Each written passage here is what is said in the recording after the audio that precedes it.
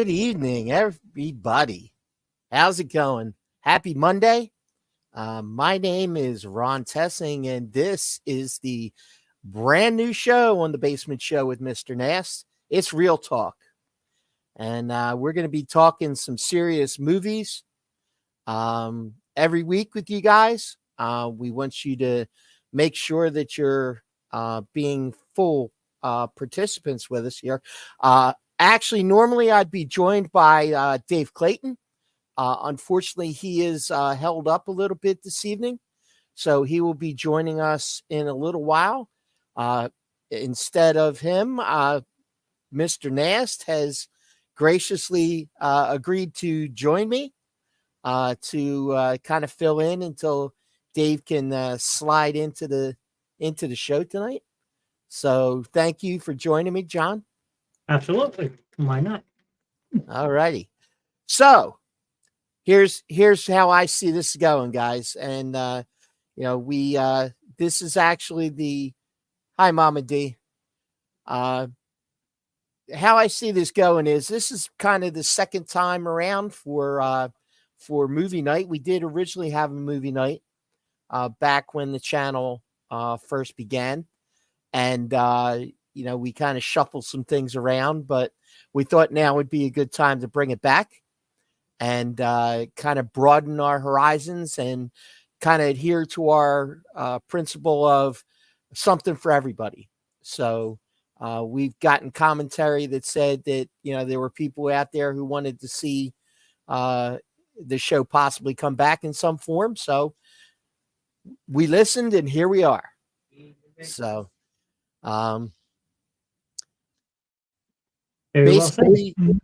basically, what we're going to talk about from week to week, we'll be happy to take suggestions from everybody. However, I think that this first show that we're doing tonight, we are going to talk about, in honor of this being the sequel of Movie Night here on the Basement Show, we're going to talk about sequels tonight. So the good ones, the bad ones, a couple of them were ugly, but we got what we got. So it is very, very true. It's all good. But so that's pretty much the direction we're going to go in, and hopefully we get back some of our fans from the original Movie Night. I know Mama D, I got your heck yeah. I know that you were always an avid participant in Movie Night. So there's Jack. How you doing, Jack? Nice to see you, Jack. So hopefully we see some familiar faces and we see some new faces. I mean, that's pretty much what we're looking to do, is continue to grow the channel and do what we can to celebrate you guys and have a little bit of fun on a Monday night. So we do appreciate you all.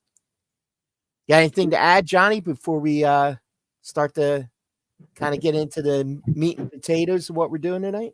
No, I mean, Dave's a much better looking guy than I am, so I'm just sitting in, going in for a little bit. I mean, other than that, no, I mean, Ron's right. We wanted to bring back a movie segment. People seem to be upset when we canned Friday night movie night and moved in a different direction. So we did listen to feedback and such from people, and Ron came up with the concept. So this is Ron Tesson production. I am just sitting in, hanging out for a little bit until Mr. Dave shows up. Okay. And we got her. Yeah. Photo bomb. Oh, video bomb, I should Video say. bomb. Yep. There you go. And we'll definitely be visiting a bunch of different topics over the course of the show from week to week. So hopefully sometime towards the end of the show, what we'd like to do is we had planned to throw it open for whoever's left in chat at the end of the night to throw some topics out and, give us some suggestions for future shows.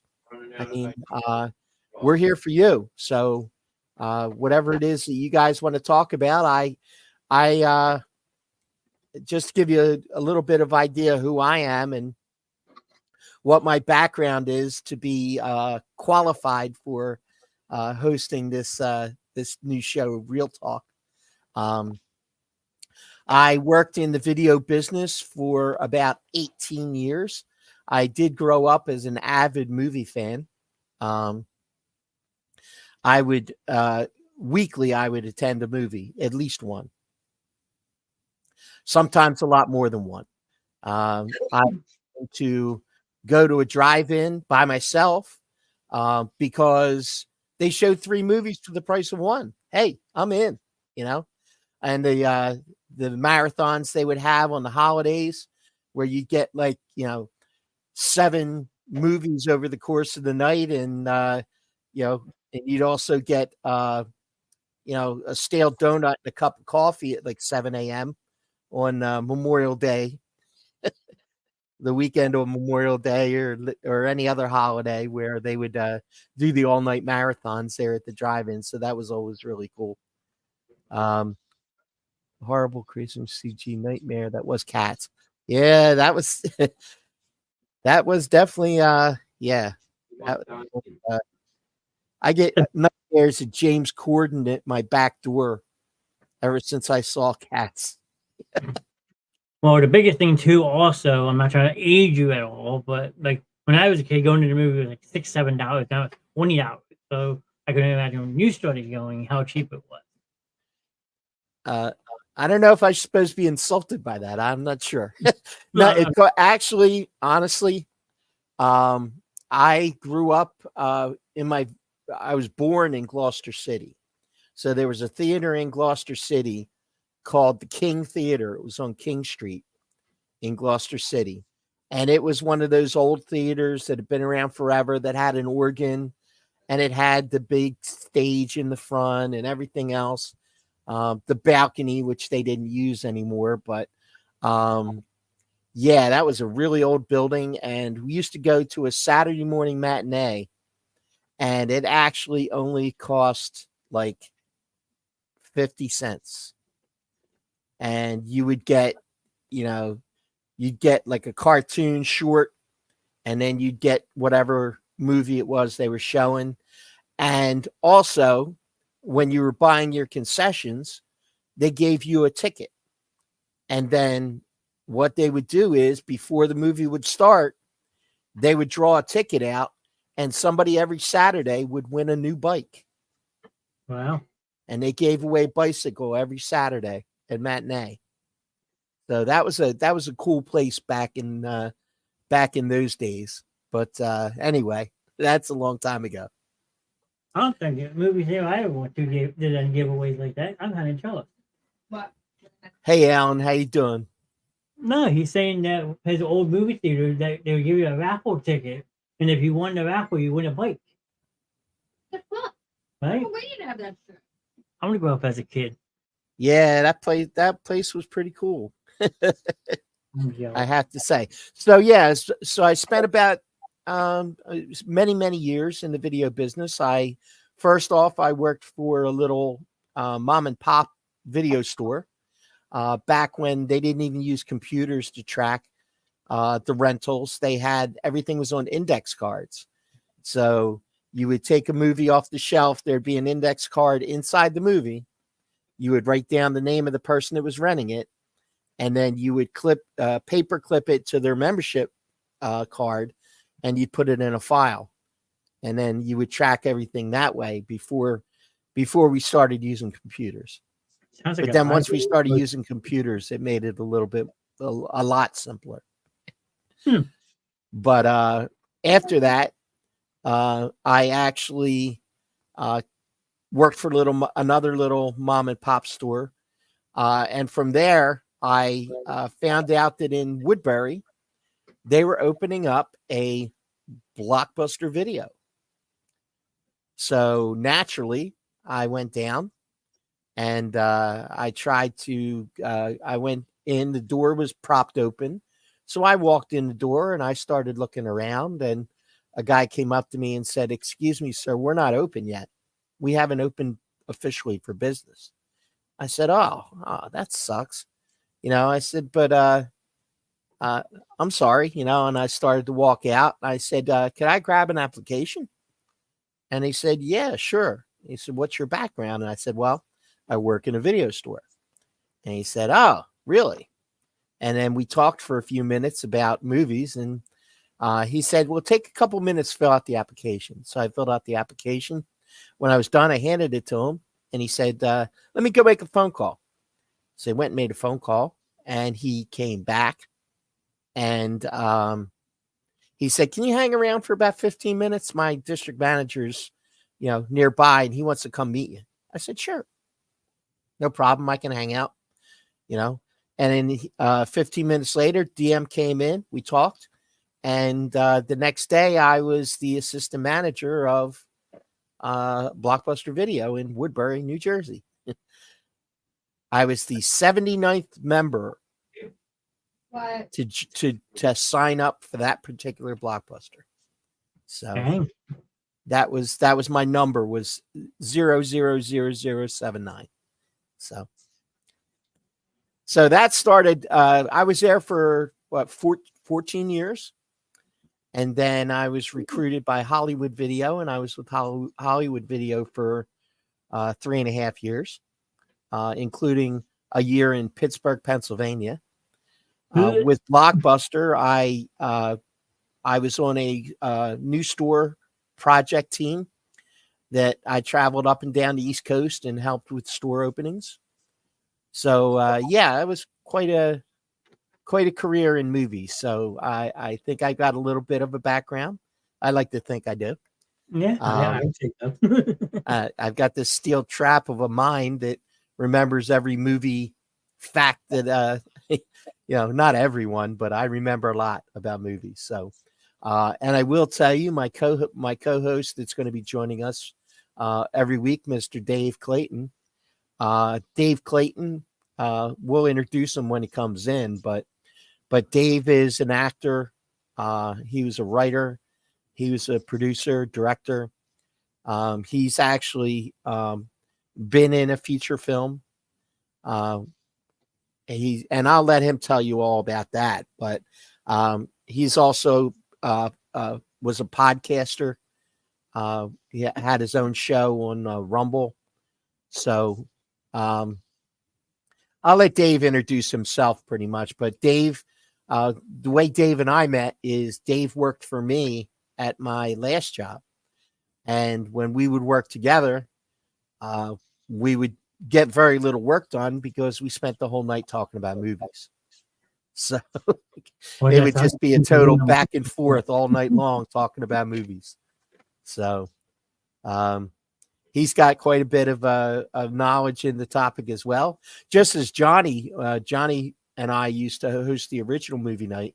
So, I mean, Johnny is a virtual encyclopedia of movie knowledge as well. So, I mean, we've got some great resources here on the Basement Show. If one of us can't make it one night, I'm sure that, we can con Johnny into jumping in, and it would be pretty much seamless because he has a vast knowledge of movies as well. Just his own. I mean, Rev knows a bunch too. I'm actually hanging out with the Rev tonight. He knows a bunch about like movie soundtracks and music wise with movies as well. So yes, we're all we're all diverse on this show. We support each other. So yeah, like Ron said, I'm sitting for a little bit. Yeah. Dave's a lot better looking than I am, so stay tuned for him. Well, Rev knows a lot about certain topics, and he schooled me on a couple. I know that. I get educated every Friday. That's a whole other story. Yeah, it's a whole nother story for another day. But anyway, that being said, we're going to kind of jump into it a little bit. I'm sure I'm boring you with all the background stuff, but I wanted you guys to know, exactly the team that's involved here and how everybody is here to entertain more than anything. So without any further ado, I'm just going to they're not in any particular order. I just sat down today and I just started writing titles of some of my favorites as far as sequels go. I'll bring one up. Anybody that has any feedback on it, feel free to jump in. You liked it, you didn't like it, whatever the case may be. So the first one I actually put on my list was Toy Story 2. Now, I was a fan of the original Toy Story. I thought that the technology was outstanding. And just even the storylines themselves and the people they chose for the voices. I mean, they just did such a great job at Pixar with the Toy Story franchise. But I especially, was a fan of the second one. I thought that, there were other ones that were decent, but the second one, after we established the characters in the first one, I just thought the second one was definitely a good story, great characters, and you had the Kelsey Grammer join in as the prospector, and Joan Cusack jumping in as well. So I just enjoyed it. You got any thoughts on that one, John? No, I mean, you're spot on with everything. I mean, first two are good, then 3, 4 got a little cheesy, but yeah, I would say the second one held its own as a sequel to the first one. Iconically, Tim Allen. Like, you can't do those movies without Tim Allen, so. Right. No, I would agree Yep. with that. Jack says he loves the Toy Story movie, so he started off with a good one. So Oh, yeah. Jack says how much he loves Toy Story. I mean, they were good. They're definitely kids' movies. I mean, they kind of. But there were also other levels of humor in there too for the adults that they kind of slid in there that, which is kind of SpongeBob-ish, if you will, where they take some little nods to the adults that are watching just to kind of get a chuckle, Especially with Mr. and Mrs. Potato Head. Yeah. Kids movies coming. I think. Hey, can't beat the Turtles, man. And Jack says they're making a fit. Really? Yeah. Andy goes to college. Maybe. Actually, there was some kind of conspiracy theory on Toy Story that what was it? I don't even remember now, but I remember something about the red cowboy hat that Andy wore was, somehow tied to something. I don't even remember anymore, but that was a long time ago. Yeah, I mean, there's conspiracy theories about every movie. Yeah. Like phallic symbols on the Little Mermaid box, that one I had to hear a lot of. Yep. So next one on my list is actually the 1986 Aliens, which was the sequel to the original Alien film. This one is kind of, people are split on this, and I saw you shake your head because this particular one, you either liked it a lot or you hated it. And I think that there were people on both sides of the fences there, but I do think that they made some advances. Oh, nice. Awesome. So one of Grimm's favorites. I particularly thought that they made some advances in the special effects. You kind of already fleshed out the characters, so there was less establishing a baseline and more action. So I think that it was very suspenseful. It was very there were a few kind of jump scares in there, if you will. So I thought overall that it was a good sequel. Never watched it because the first one gave me nightmares. Oh, okay. I didn't know if the head nod was because you didn't like it, or if it was one of those ones like what's the other one that you hate? Chucky? No, I love Chucky. Chucky's my No, favorite. you love Chucky. There's another one you hate though that gives you creeps. I can't remember what it was. Aliens, Tremors, Scanners. Was Exorcist? No, I love The Exorcist too. Okay. But Yeah, I don't remember. wasn't enough in the first movie.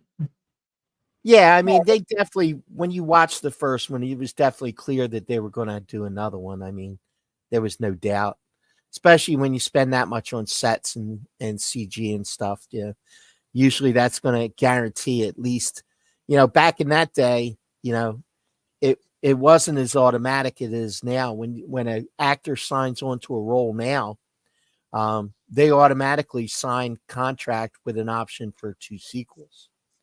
So most have a three movie deal, with the options for mutual options for 2 and 3. Unless they just lock them down straight out for 3, like they did with like the Back to the Future movies. Yeah, well, all three of those movies are like basically filmed back to back to back. So kind Yeah. of makes sense. Well, 2 and 3 were filmed back to back. Sure. Yeah. And they did actually at the same time. Some of the scenes apparently is some of the readings that I made on it. But yeah, that was another one. So Mr. hey J, Jay, how you is doing? Mr. Welcome in. Bruno. Welcome to the premiere of Real Talk here on the Basement Show. So here's a good one, Johnny. I think you're gonna. I know Alan will probably like this one. Evil Dead 2. Evil Dead 2. The Adventures of Ash. I will with Bruce Campbell. These films Romero just was amazing, and this was maybe some of his best work. Evil Dead 2 was just a total home run in my book. I thought that it really gave Bruce Campbell a chance to kind of really take some liberties with that part and really make it his own. Yeah, I mean, I watched part of it. It's been a while since I've watched them, so like, can't really remember off the top of my head. I mean, I have definitely seen both of them, but that is definitely more of a grim style movie than mine. But I have seen it. Yep.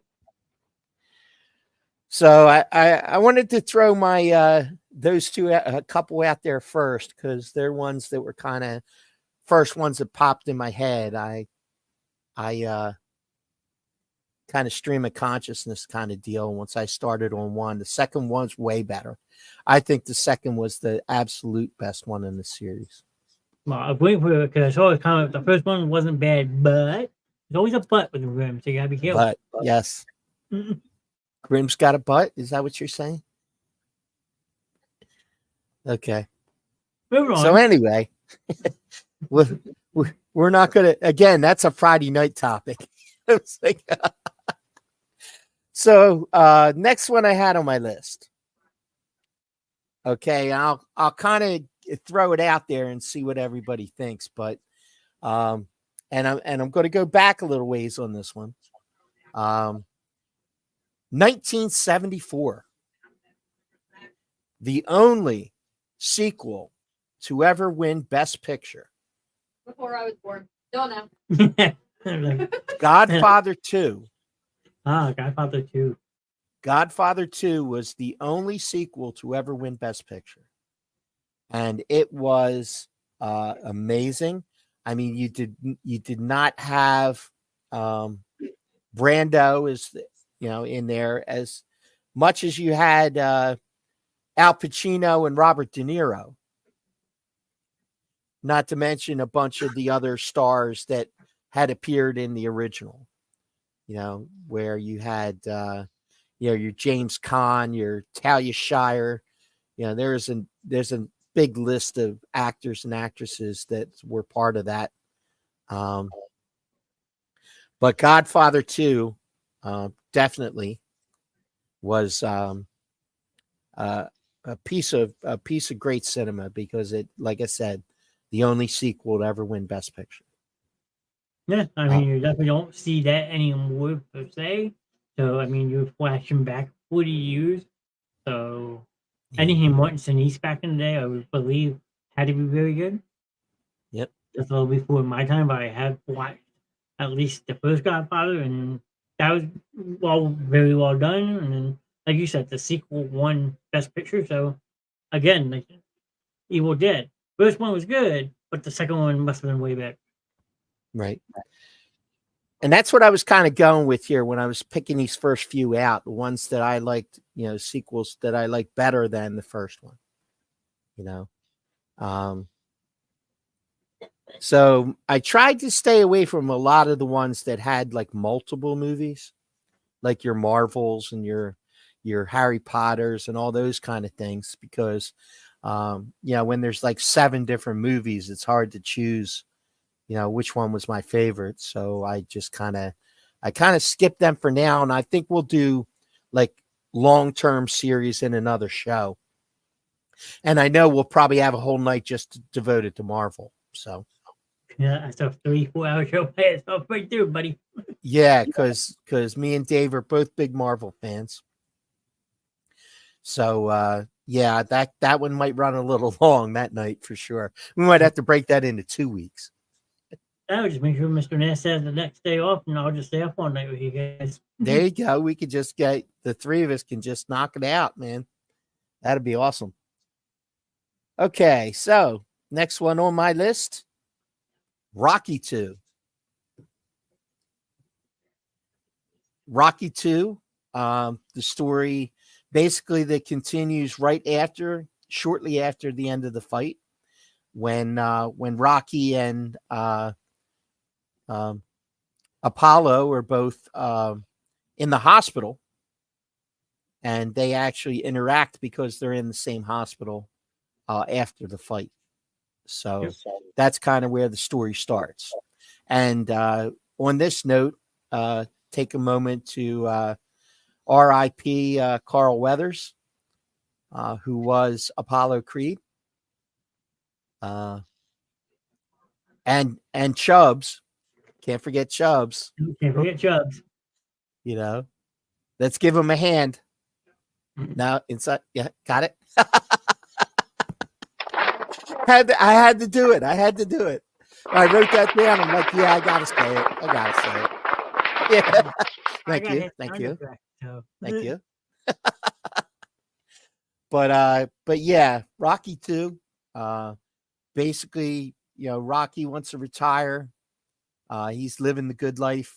He's doing a little better financially. He's getting some endorsements. He's not really interested in fighting anymore. And Apollo just can't let it go. He can't let go of the fact that people say that the fight was fixed, that he shouldn't have won, that no way he should have went the distance, et cetera, et cetera. So a lot of self-doubt in Apollo's mind. So he does everything he can to kind of goad Rocky back into the ring. But in the meantime, he's got some personal stuff going on. And Adrian is against him fighting again because there's a threat of a detached retina and he could lose his sight and be blind for the rest of his life. So, but then Adrian ends up in a coma. She has a baby and she ends up in a coma and wakes up to tell Rocky to win.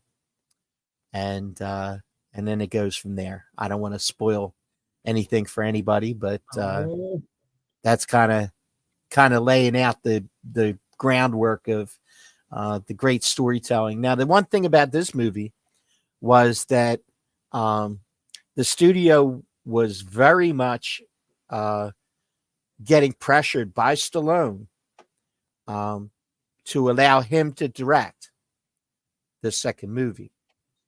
Because the director of the first movie bowed out in pre-production. So Stallone insisted to the studio that he would be able to direct the movie. And he was being fought very hard on it. And basically Stallone said, well, if I'm not directing it, then we're not making it. And none of the other actors from the first one were willing to re-sign because they didn't sign for more than one.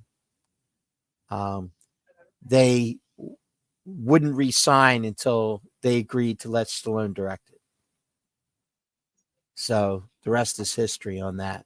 It was a great story in the series. After he got everyone back. Yeah.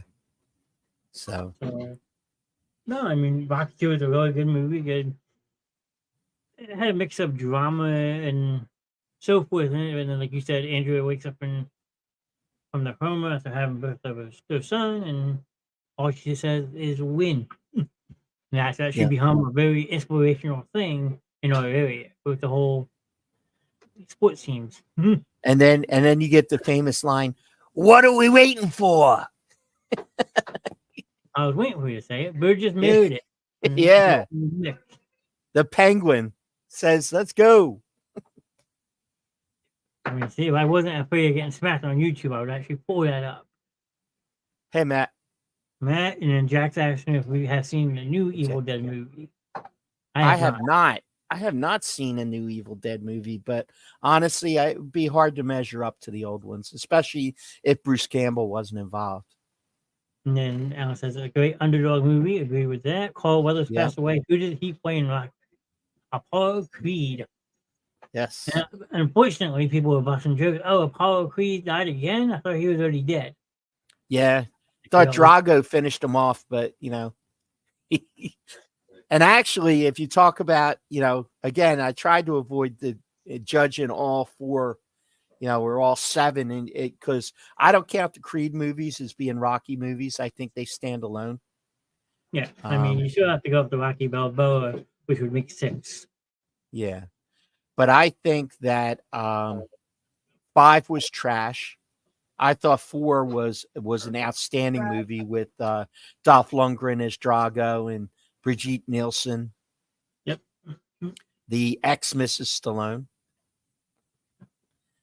I thought that was a great one too. Okay. So, let's see what we got next. Okay, here you go. Here's another one that was really high on my list and definitely surpassed the first one, and that would be Terminator 2. Oh, T2 is awesome. Terminator 2 was awesome. To Mr. quote, James Cameron's Pinewood. Yeah, and the technology that they had in the second one, outstanding. That the Robert Patrick character, when he was like melting into liquid, and like taking different forms. That was just freaking awesome. Well, I mean, even when he takes like the gunshot, he's like flies back and like half his skin's missing. Yeah, exactly. So I just thought that was outstanding too. I mean, I'm a big fan of special effects, so the special effects in that movie just blew me away. And Robert Patrick, when he was the cop, that was like the best when he's coming up after he stops him and he pulls him over. It was just wow. That's all I can say is wow. No, great movie. I think the most suspenseful scene in that entire movie is the Skynet scene. Okay. Yeah. When they're like trying to like get into the building, get all the stuff they need, and they got all the cops show up. I mean, epic. Yeah. Hey, everybody in chat, make sure you pop in. You make sure you say hi. Let us know you're here. Feel free to jump in. This is an interactive show, so you guys have any commentary on any stuff we're mentioning? By all means, jump in. Don't be shy. Yeah. And let us know you're here so we can say hey. Yeah, we're glad to have you here on debut night of Real Talk. Special guests included. Special guest, Mr. Nast. We'll be seeing Mr. Dave Clayton in a little bit. He had a little bit of a delay, but he will be in shortly. Yep, and then I'm covering somebody up, but Shannon's behind me watching as well. But no, I mean, T2 is just awesome. Yeah, absolutely. I mean, start to finish. I mean, the first one is good, don't get me wrong, but the second one just added so many more elements to it. Oh yeah, absolutely. Now after that, yeah, you know, 3 wasn't bad, but then but it. I'll throw my usual comment out about that, which is a terminology in entertainment business. They jumped the shark, which was the terminology that was used when a TV show or a or an entertainment piece kind of went just a little too far. They ran out of ideas and they just started being ridiculous. And it was named after actually an episode of Happy Days where literally the gang went out to California and Fonzie on water skis was challenged to jump a shark. And that was the beginning of the end for Happy Days. interesting. So thus the terminology became when a show went over the edge, it was they jumped the shark. So And not Damon Truckee. Interesting. Yeah.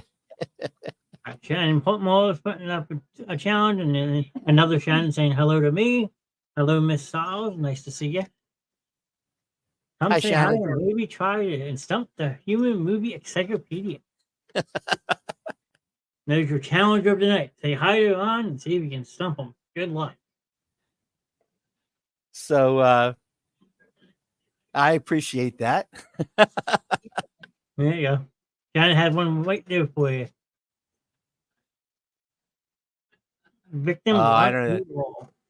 Not really sure. Not quite that deep of an encyclopedia, apparently. Not that deep of an encyclopedia. You might have him right off the bat. Yep. I think Unless you you're may. talking about Titanic. Yeah. Yeah. Well, seems. I'll give him another one from that movie. All right, she's gonna pop another one in chat. She said, Okay. All right. And if he can't get this, he's fired. "Oh, he can hear you." Come on, I'm waiting for you. There you go. It can't rain all the time. It can't rain all the time. Okay. Well, thanks for having movie night. Doing that on his first show. Thanks, Sean. The Crow. Okay. Yep. Nice. I got Shannon's taking over the show. You're quitting right away. Yeah. See what's up. You know, you can only talk about the Crow for so long. That's one of the favorite movies in this household, randomly. So, yep. Okay. So next one on my list is actually from 2004. Shrek 2. Now the Shrek series, I don't think there was really a bad one, but I really enjoyed the first two, which is kind of the theme for most sequels. You get the first two, it's kind of fresh, it's kind of new. You take the first one, establish the characters, and then you take the second one, and that's more like, okay, well, now that you know all the characters, now we can just have some fun. But then by the time you get to the third one, it's like, you know, you thought the first one was the best, and there's a lot of people that feel that way. There's definitely a lot of people that feel like the first one was the best one. There's no fountain. But yeah, I think all of them were actually had some good qualities to them. Even the one with Rumpelstiltskin, that one was okay. They're just they're just fun movies. That's all. That's all you can really say about them. They were definitely a lot of fun. Not my gumdrop buttons. Yeah, and actually, the original voice of Shrek was not going to be Mike Myers. It was actually going to be Chris Farley. You're right. And it turned out that they ended up going with Mike. And originally, Shrek was to have a British accent. And when he went into the studio and he was just kind of warming up, he suggested to the animators that and the director that maybe he would be interesting with a Scottish accent. So he did the voice that he used for Shrek, and it ended up when the studio got a look at it and the director looked at it in the dailies, they're like, yeah, that's what we got to do. So they even went back and reshot some, re-recorded some lines that they had done already.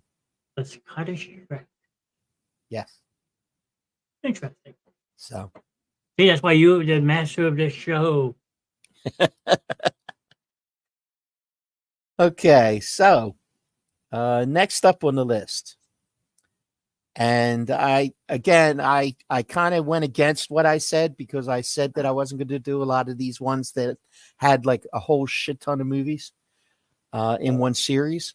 But I have to mention this one because it's probably one of the greatest sequels of all time. And that was Star Trek II, The Wrath of Khan. Nope. I thought that the Wrath of Khan with Ricardo Montalban as Khan was just unbelievable. I mean, it was just the story. I won't say the acting because Bill Shatner's in there. I can't say the acting was great, but hey, I mean, if you want to talk about a character that just kind of exploded on the screen and just the presence is just, even though he's a little cartoonish, the accent, the presence, and he was pretty jacked too. I mean, for a guy that was the age that he was at the time he shot that, I mean, Ricardo was jacked. Long way from Mr. Rourke and Fantasy Island. Yeah. I can personally say I never seen any of the Star Trek movies. Save me now. Or Star Wars movies, right? I watched bits and pieces of number 4, thanks to Graham. Okay. Well, I don't know what to say about that, but if you were going to watch one of them, I thought that the first one was okay. It was kind of weak. I thought the story was kind of weak, but the story in the second one was just unbelievable. Yeah, well, it had to be good. They made a TV series out of that lasted how many years? Well, yeah, but they actually made the movies after the series, but after the original series, a few years later, that was actually prior to Next Generation. And then obviously Next Generation made about 7 movies. And then they went on from there with Chris Pine and Spock. What's his name? The guy from Heroes. Zachary. Yeah, Zachary Quinto as Spock. Yes. There you got go. Mr. 49er in the chat saying he loves the Crow, and Miss Brit. Hello, Brit. Hey, Britt. Hey, Guy. How's it going? 6 days, Guy. I know you're excited. We'll talk about it tomorrow night. Welcome to Real Talk, the newest show here on the Basement Show. Johnny's helping out tonight. Dave had a little bit of a delay, but I'm sure he'll be joining us at some point. Let's see. What's next on my list? Oh, okay. Again, a sequel that the first one was good, but the second one was amazing. And that would be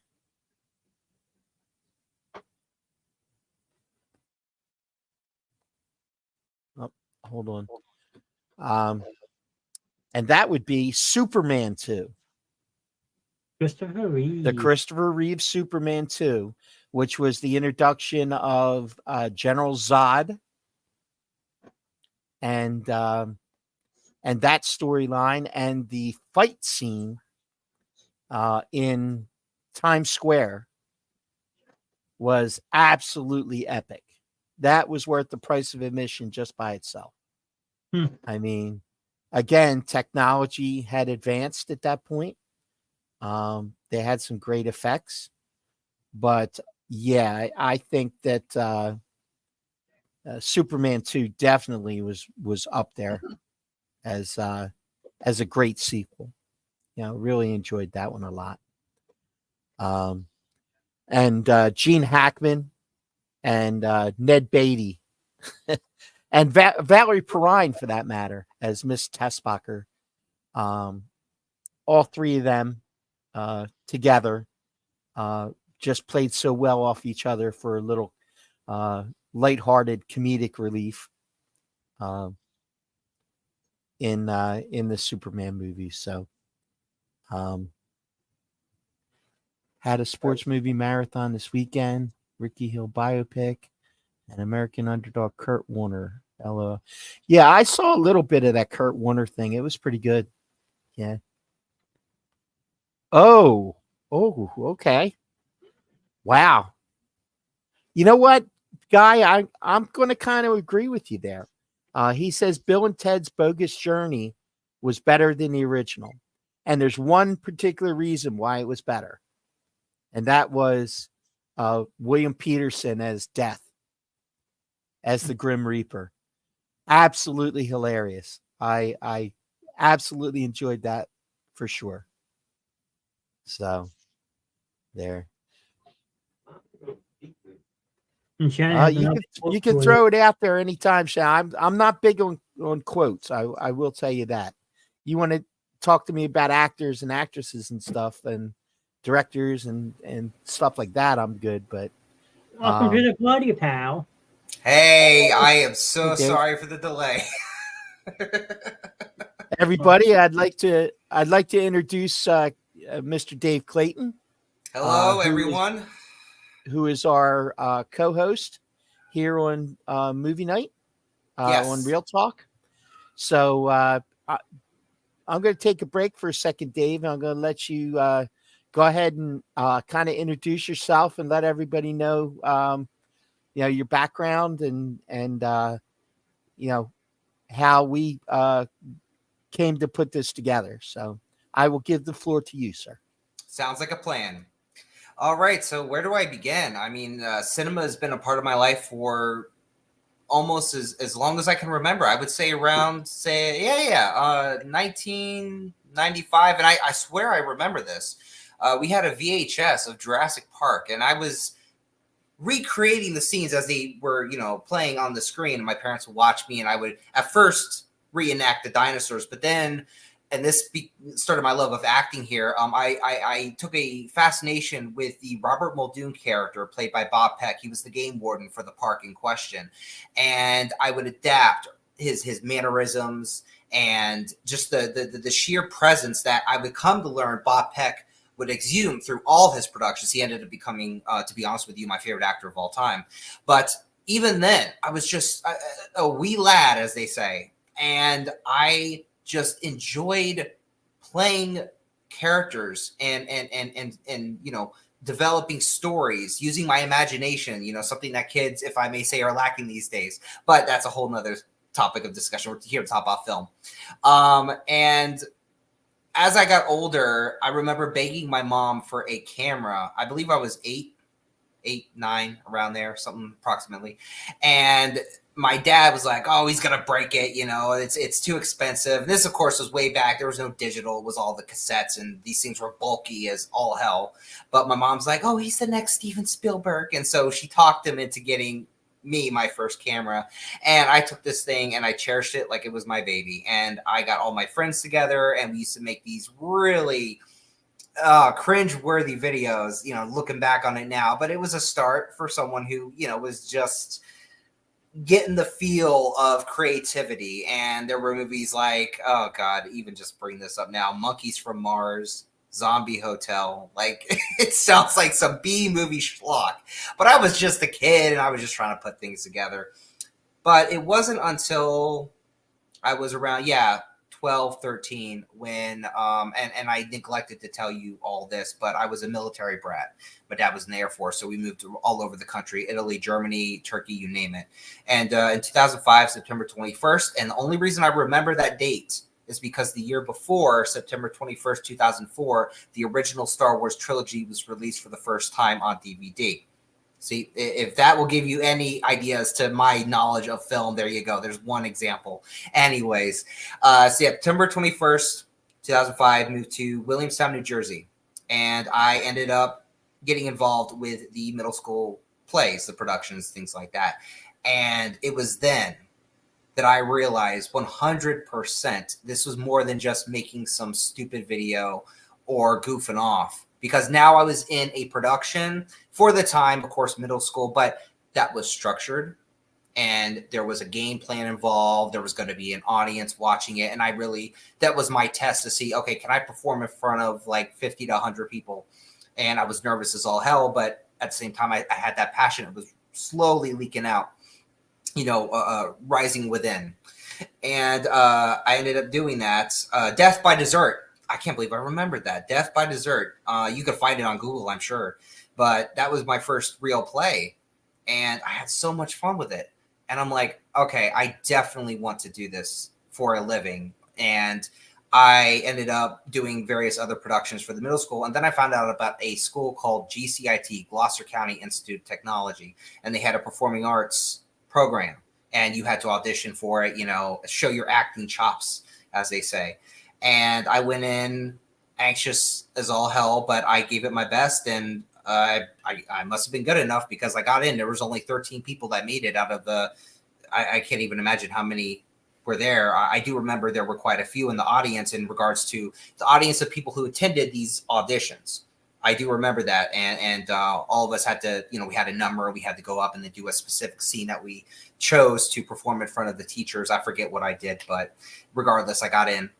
And this is a school, and I recommend it highly. Anybody who's gone to GCIT, you can talk to them about it. Ron, I'm not sure if you know anybody who went to GCIT or not. My child went to GCIT, actually. Okay. So, yeah, it's a great school.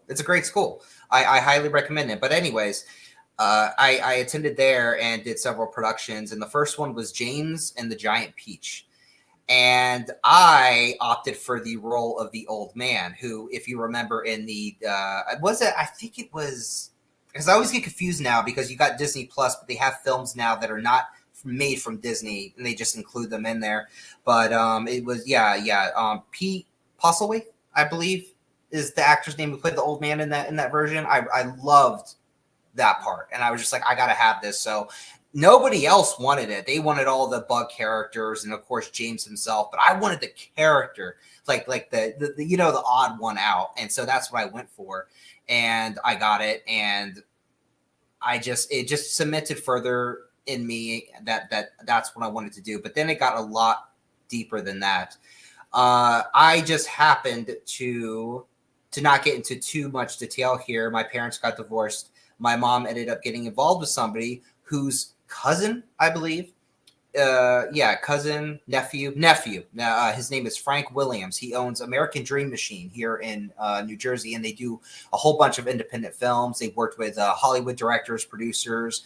It's a sizable group here, and I got to meet him through there, as an acquaintance and things like that. And he's like, "Hey, you want to be an extra in this?" I said, "Sure." And he's like, "Hey, you want to be an extra in that?" I'm like, "Okay, yeah, definitely." And it, expanded my horizons there. But then as I started to gain all these extra bit parts, things like that, my mom said, "You should probably take all that, make a demo reel and just run with it and see if anything, if anything happens." I said, "Yeah, that sounds like a great idea." At the time, though, I was still doing videos on my own, investing in new cameras, the actual digital cameras. And in 2007, I did a fan film titled 28 Hours Later, based off of the zombie film 28 Days Later. They're not zombies. I want to clarify that. They're infected with the rage virus. Okay. They're still human. They're still alive. Okay. I'm very nitpicky when it comes to these sorts of things. I'm going to be like this. So I hope, ladies and gentlemen, you understand that. But I did a fan film. I wrote it, I directed it, I produced it, and I acted in it. No budget. at all. Just a whole bunch of friends. But because I had structure and I had a plot, and there was an act 1, act 2, act 3, when I released it, this was the early days of YouTube, because it coincided with the release of the sequel 28 weeks later, when it was uploaded on YouTube in the UK, it got hundreds of thousands of views. And me and my friends were like, wait, what? Whoa. Because at the time, there was only like maybe 5-minute fan films, fan video shorts, whatever you want to call it. And there was no real direction. It was just a bunch of people running around, and infected were chasing them. And, you know, it was standard bullshit. But I actually, if I may, you know, put myself up on a pedestal here, I actually made a structured story, and the UK absolutely loved it. So much so that because of the number of comments and views and things like that, YouTube reached out to us, and we were offered a sponsorship with YouTube. But we couldn't take it because little did we know copyright was an issue, and we happened to use several tracks, music tracks, that were copyrighted that we did not ask to use. So we had to turn it down. So I could be a YouTube star by now if it wasn't for that little, you know, but it's okay. It's okay. We were happy. We were proud with what we did. We just used the knowledge that we gained from that production. We ended up creating a company called Everest Point, and we did several film festivals. One in said like Cape May, for instance, there was a big film festival. Our short film Drone won.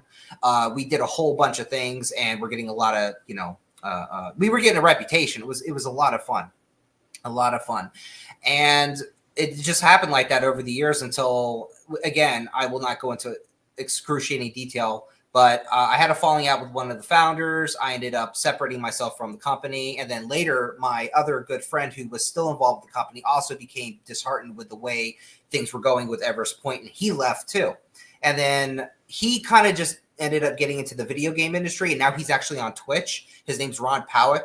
His username is Wobbleline. I highly recommend looking him up. He's been working so hard on that, and I'm so proud of him. And like I said, his name's Ron too. Here we go. I got a best friend Ron and best friend Ron here. Like it's just funny how things line up. And then I continued to audition. I got into a couple actual name-worthy films, things that you can look up for yourself, like on I believe it's is it Tubi or Tubi, Ron? What's the platform? Tubi. Tubi. Okay. You can look up Mancation. It's based off of like National Lampoon. Mike stars in it. Danica McKellar, Joey Fatone, who I all met and are so incredible people. That they really are. It was so much fun to shoot. I'm in that on screen and everything. So it's sort of like a if you've seen Animal House, I would say, okay, I love Animal House, and I'm sure me and Ron will get to that at some point because I know we've talked about it before. Animal House is a classic. Mancation, and I'm not trying to knock my own production here, but they tried to take what Animal House did and kind of like up it. And personally, I don't think it did. I thought they were a little too extreme with certain things, so where it didn't become so much like funny anymore. But I was just happy to be a part of something like a Hollywood production. And then, of course, there was How Do You Know, the romantic comedy with Reese Witherspoon, Owen Wilson, Jack Nicholson, and Paul Rudd. Paul Rudd, by the way, if any of you want to know, is the nicest son of a bitch. He just hung out with all the crew, the extras, the cast, and Jack Nicholson. Let me tell you, his presence. I'm going to share this little tidbit. We were in it was a scene where he's talking to, with Paul Rudd on the phone, and every other actor, including myself, were in this scene like as background, and we had fake liquor, in our drinks and stuff. He was the only one that could drink real alcohol, and he was doing shot after shot after shot because they had to do multiple takes, so they had to refill it, and he insisted that it be real. He wasn't going to drink no like juice or water or things like that, and he was starting to get a little comical. But once those cameras rolled, he was on point. It was incredible, the professionalism that this guy has. He's a living legend, I have to say, and I got to see him. And there was a great time where me and this one individual, because when we shot it was 2008, and there was Heath Ledger's Dark Knight. And we were talking about that movie. And the one actor that was across from me is like, don't say that name, Heath Ledger, And I'm like, no, listen, Jack's not going to say we think he's better than the Joker or anything like that, because there was a lot of stigma of people when it came to who's the better Joker. And this other actor was afraid I was going to offend Jack Nicholson by saying Heath Ledger's performance in the Dark Knight was incredible. And you know, I knew better, or at least I thought I knew better. And if Jack Nicholson turned out to be that much of a prick, then I don't, you know, it's whatever. But no, it turns out he overheard, and I look over, swear to God, and he looks at me very seriously. And the color just left my face. And I'm like, oh, I screwed up. No. He's looking at me dead serious. And then you know that arch he has with that eyebrow? It was like bang. And he had this big old smile, like that Joker smile. And he starts chuckling. And I'm just like, is this real life? It was insane. It was insane. I will never forget that as long as I live. As long as I live. So yeah, I did a whole bunch of different productions for Hollywood, and then of course various films like independent films, Sundance and whatnot. I'm sure many people who are watching this who are invested in film and cinema know what I'm talking about. So my last production that I did before the pandemic in 2020 was Manhunter. It was an action thriller, and I invested my own money into it. It was supposed to go out to various film festivals, and of course, because of COVID and everything like that, all of it was closed down. And this whole big premiere that I had planned, it didn't fall through. It was very disheartening, very upsetting, and I haven't, aside from a series that I do on YouTube, it's not really a series. It's just more videos of me. It's called the Cuts Collection, CUTZ Collection. And I take various film footage, scenes, whatever. I take out the original audio or effects or music, and I splice in music or effects or whatever from another production, and I try to match it to where if you were to have seen that clip for the first time, you would have never been able to tell that it doesn't belong in that scene because it fits the emotion or the action on screen. It's kind of like a way of me directing, you know, like my you know, putting that in there and doing my own thing and tweaking things the way that I would have done it differently or whatever. But it's on YouTube. You can find several videos on there with that. I'm sure we could share that later on, but I recently I can't spoil it yet. I'll save it for a future episode, a future stream. But let's just say I watched the film and it sparked that drive in me again, because I was so defeated after the lack of, you know, publicity for Manhunter because of COVID and everything like that. That I wasn't, you know, getting back into it, or so I thought. But I watched this one movie, which I'll reveal later down the road, and I'm just like, I have to do my own rendition. It's not going to be a cardboard cutout. I'm going to, you know, change up many details and make it my own, of course. But I am currently in pre-production for a film. I'm getting back into it, and I'm very excited and very grateful, as well as to be a part of this, which I must say, it all aligns between this film I'm doing and then this show here, where I get to talk about my love and my passion and, of course, knowledge of cinema. It is just, it's an incredible experience. And I hope I didn't go too long on this, but I felt like this was, you know, necessary in order to give you an introduction that's proper. So, okay. Well, the only other I knew a lot of your extensive background, but I appreciate some of the other details being filled in there. But just to kind of fast forward to you and I and how the show came about, I guess that was the only other thing that I wanted to make sure we talked about. Yes. I'll be more than happy to, you know, get into that right now. So, we're allowed to break up the company, right? That yes. We worked for? Okay, yes. Just making sure. Okay. So we worked for Dollar General, something that we both have been involved in for years. Obviously him longer, but me to an extent. If I say almost half of the same years that he's been involved in retail, but we ended up working for Dollar General. He was my boss at the time, and I was just a simple cashier.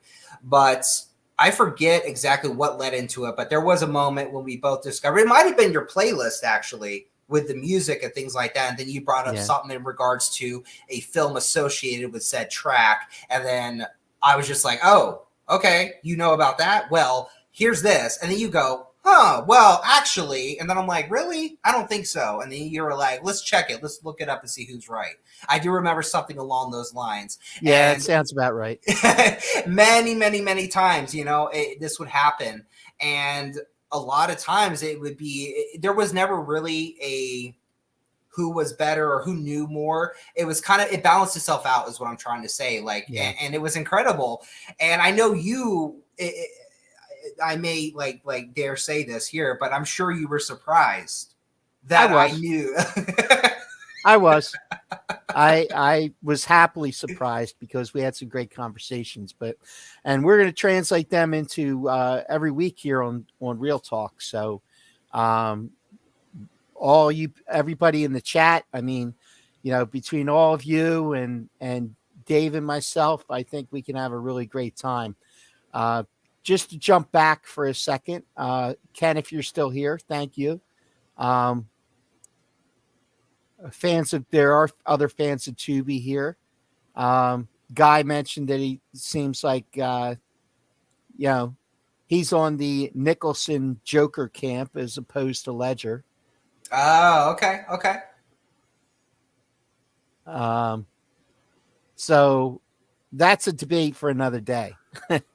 Absolutely. Because we've had that discussion more than once. I can only imagine. Yeah. So, just jumping back into sequels, where we were at, and now I'm sure Dave has some ones he wants to bring up. So, my next one that I wanted to throw out there is actually from 2004, and that is Kill Bill Volume 2. Oh, okay. All right. I did not. I see. I didn't know you liked the Kill Bill series. Quentin Tarantino. I'm a big Tarantino fan, so I did like the Kill Bill movies. I gotta say, other than a partially broken down David Carradine, I gotta say that some very unique characters, and actually a scene which was actually shot in black and white in Kill Bill Volume 2, because once they made the final cut of the film and submitted it to the ratings board, they were given an NC-17 because of the amount of blood in this one fight scene with Lisa Liu and all that, the henchmen there. So what Tarantino did to remedy that situation was, at that point, he switches the film to black and white. So you don't see actual blood, you just see a lot of liquid. So because it wasn't red, they got away with an R rating. It's funny how the MPAA works. It really is. Yeah, so I mean, I thought that was absolutely crazy, that switch in the scene, just to kind of make sure that they weren't like barred from a lot of theaters. Yes. No. I'm going to hold this until it's my turn.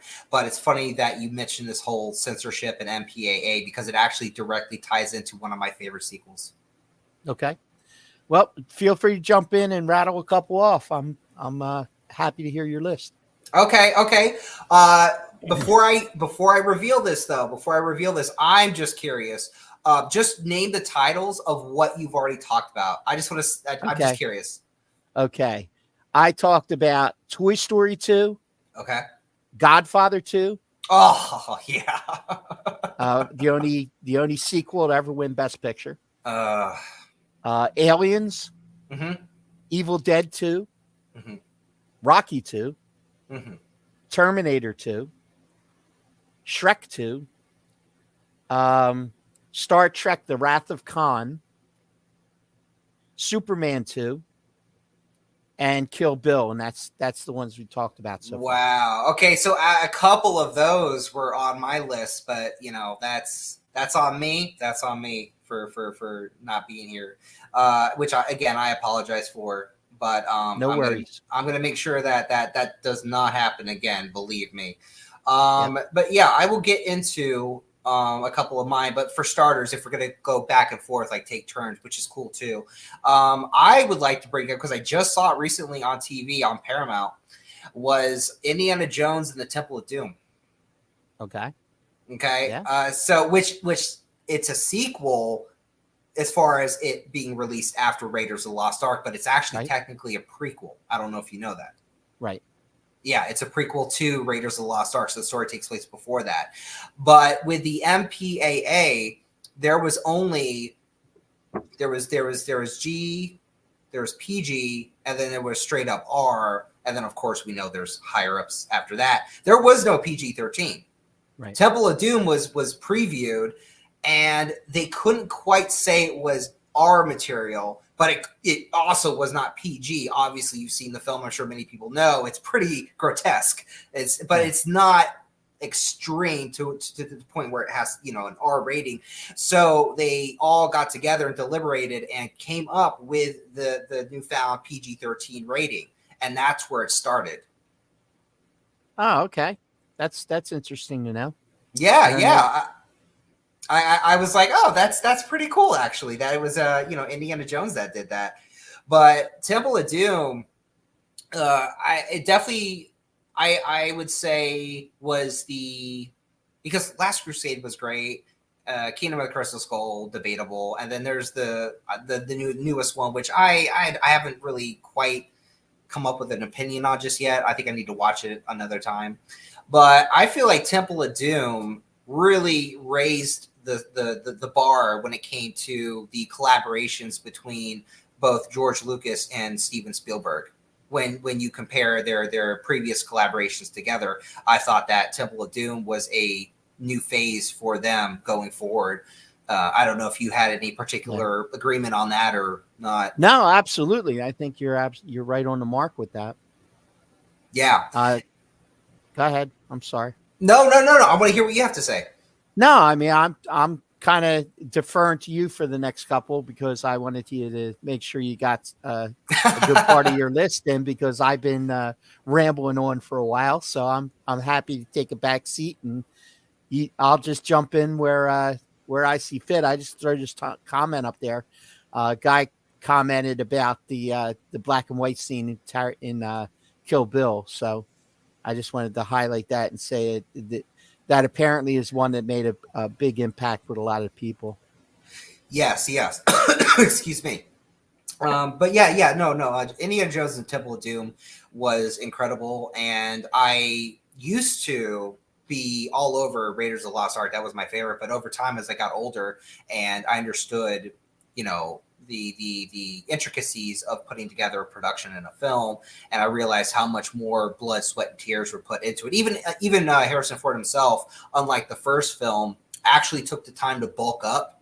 Whereas you watch the first one, I mean, he's in shape, of course, but he's more like average, slender, still good looking and everything like that. But in Temple of Doom, he actually exercised. He went through workout routines and he bulked up for that movie. And it's just, you could see a lot more effort into everybody's part in that film.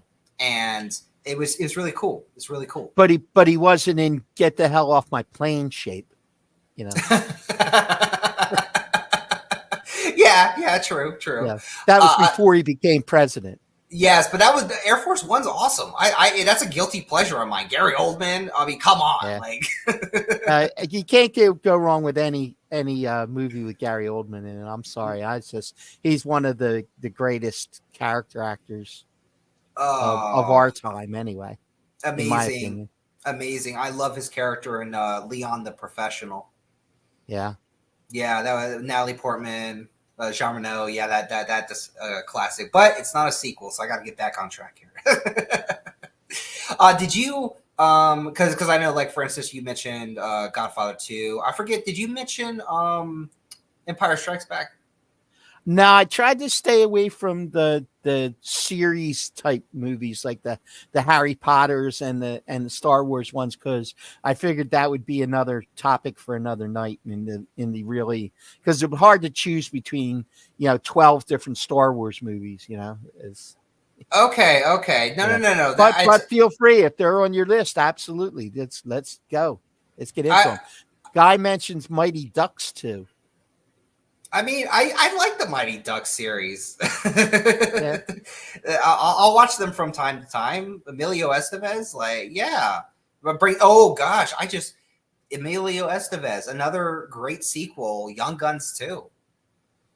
Oh, okay. Yeah, there you go. Yeah, That was Young Gun. again superior to the original. Yeah. Wow. Okay. I like a- these comments. They're sparking a very star-studded cast in Mhm. Young Guns 2. Yes. Yes. I mean, you had Kiefer Sutherland and that whole crew. Absolutely. No, that was great. I love them both. But yeah, that was an example where the sequel definitely surpassed the original. Empire. I'm just gonna make this brief because I like your point of like keeping it like out of series and franchises, things like that. We can make that a whole different like topic for another episode. That's material right there. So I don't want to like ruin that here.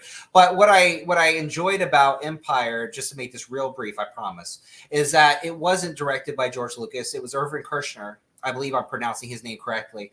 Yes. And the Star Wars at that time, although A New Hope was a blockbuster, obviously, it wasn't seen as to be an ongoing series. This was going to be more like a sequel.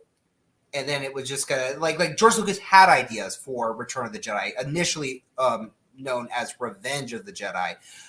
But he didn't have a whole thing played out with prequels and sequels and that sort of thing. This is just kind of a bit of a big old follow-up because now 20th Century Fox was giving him much more freedom and resources, money, and to create or to reach the vision that he had in his head. But with Irvin Kershner, he took it and made it a little bit more solid, more gritty, more serious. Star Wars, I know George Lucas sees it as like a mythology piece. He did his studies and research in many different Greek stories and things like that, and that shaped Star Wars. A New Hope, now known as Episode 4, if you want to get technical with the chronology. Yeah. But A New Hope for me is I might get a lot of flack for this. It's too simple. I know that attracts some people. Yeah. But that's the least one I watch. I mean, I could see that. I mean, there are a couple different reasons for that. Number one, I mean, the budget was much smaller. Mm-hmm. Yeah. So the effects were, I won't say primitive because they were actually outstanding, but groundbreaking compared to where they started and where they were at even 2 films later. By the time we got to Return of the Jedi, into Episode 6, then you were eons ahead in special effects by that point. Yeah, no, and I give a kudos to that because you said like 2 films in and things like that. Beforehand, I think the biggest production, but as far as space opera or space sci-fi plot story, whatever, was 2001: A Space Odyssey, and those effects are really good.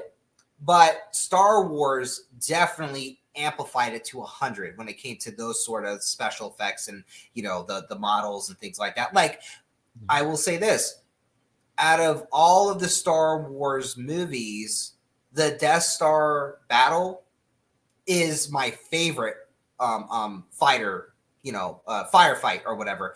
Okay. It's just so well done. And of course, he watched, as he was creating this and doing the storyboards, he was watching World War II footage of aerial fights of the Germans and Americans and things like that. So he was like pacing it and structuring it like that. And I think that's why it works really well. I'm also huge into World War II and a historian with that.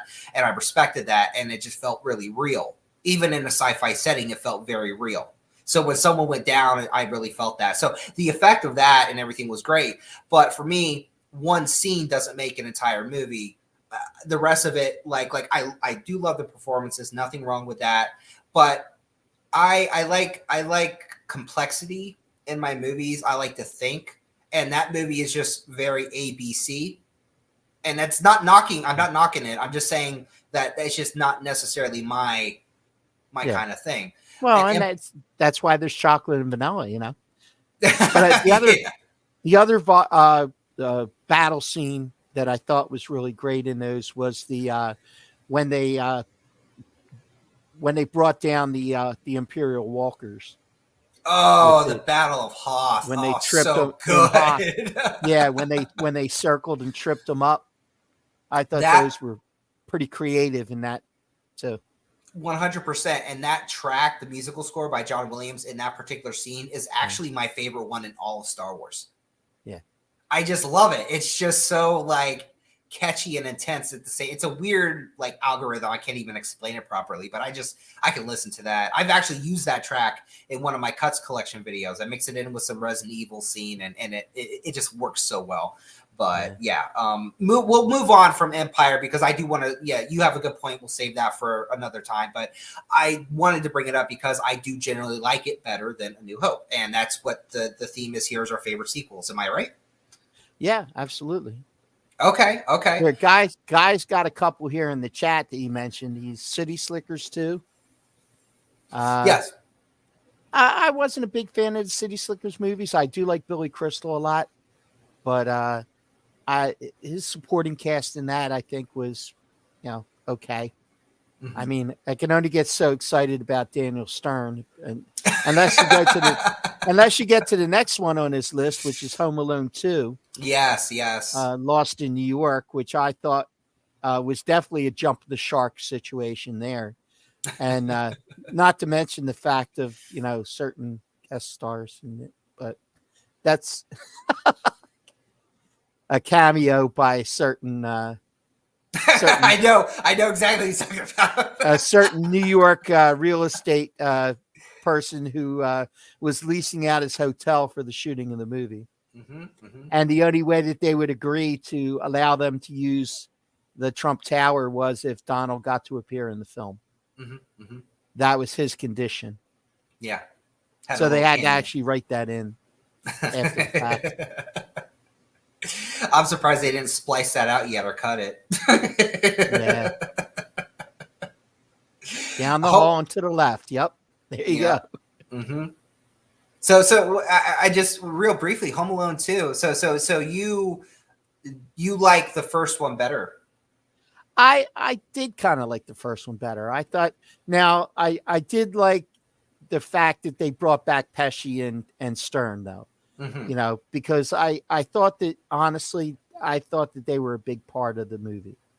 I mean, for as much as Macaulay Culkin was the star, I just thought that those two guys, the chemistry they had together, I just thought was they could have had more screen time, and I wouldn't have been disappointed. Let me put it that way. You would say that they stole the show, those two. More or less. I just thought that they were two really unique characters, that they were very, very entertaining to me. Okay.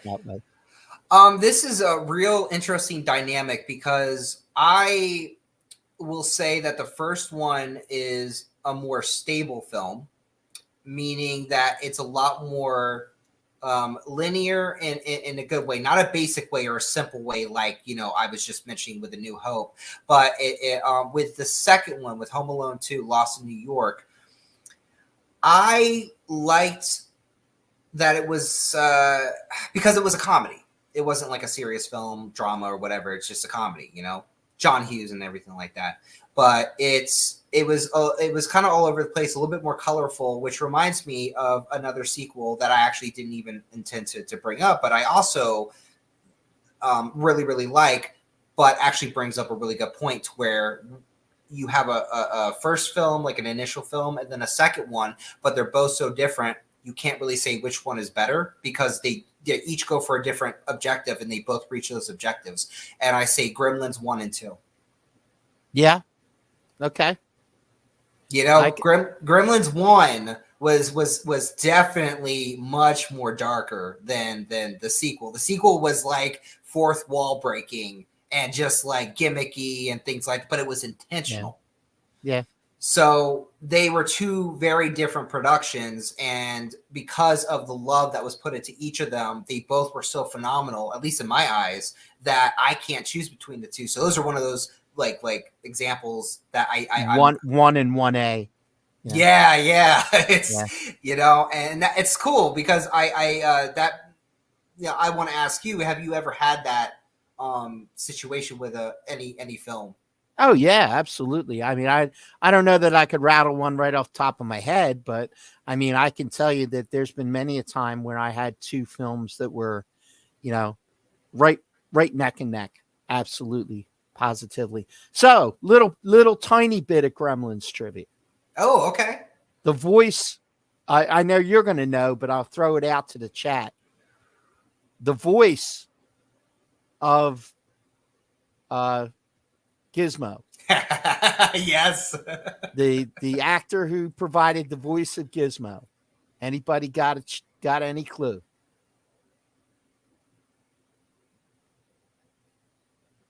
I'll throw it out to the chat. You guys, if you know, type it up there. No Googling. And if nobody gets it, I get to answer. Okay.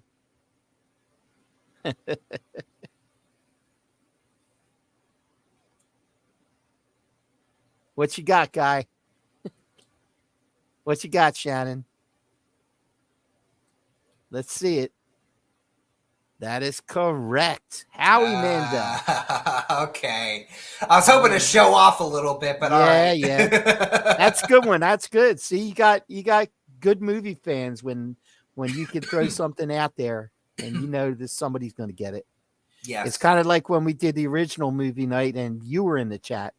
I love that. That was so much fun. I'm like, we couldn't sneak anything past you. No. There might have been like maybe one or two instances where it just escaped my head or whatever, but no, I try to keep on point with these things. I see it as like a competition almost. Yeah. Well, I'm sure over the course of the show, over the course of the many weeks we'll be spending doing this. Yes. I'm sure there will be more than enough stumping going on both sides. Yes, I'm excited for it. I really am. Yep. So what's your next one? What do you got? Right. This will be the last of them where I can't differentiate between which one I like better, and then I'll move on to ones that I actually genuinely enjoy more, just because it's a noteworthy mention. Okay. Jaws 2. Jaws 3D and Jaws the Revenge. Terrible. But Jaws 2 was actually made with love. If you watch any of the documentaries about it, it was a French director who actually helmed that particular production. And a lot of the crew, I'm talking about the writers and everything like that, Carl I never know how to pronounce that man's name, Gottlieb or something like that. You can look it up. Gottlieb, I believe. Okay. Yeah. They were from the first film were involved with Jaws 2. The only one who didn't return was Steven Spielberg, and it wasn't because of like any the script was bad or whatever. He was so traumatized from dealing with Bruce the shark, which is the big mechanical shark, and all of the shenanigans that happened just trying to get the damn thing to work, that he was like, I'm not doing it again. And I don't blame him. I don't. But they got together and they made Jaws 2. And it is so well written, so well acted, and you like the effects too. They actually rival and in some cases surpass the first film. Like the one where they're pulling up the one individual into the boat and the shark. It literally was a one take because it wasn't planned. They would have never been able to do it again that perfect. But the shark goes to lunge out the water with its big old jaws and just narrowly misses the person's legs. And the shark, the mechanical shark, knocked it to the boat, and its face pressed into the boat, and it looked so intense, like it was a real animal really just jerking in there. Yeah. It is impressive. It is impressive. These days they would do CGI over it, and it's just kind of like, but that was a real, product that they had to put together, and knowing the behind the scenes and how tough that was, it's like kudos. I mean, it's no Sharknado, but Oh God. You've seen Sharknado. Oh Lord. Oh yeah, all three of them. I watched the first one and I just couldn't. Looks like Shannon wants to try and hit you with a movie quote and see if you can. She got me earlier. I'm not big on quotes, but you want to give it a shot, she can throw one up there. I can certainly try.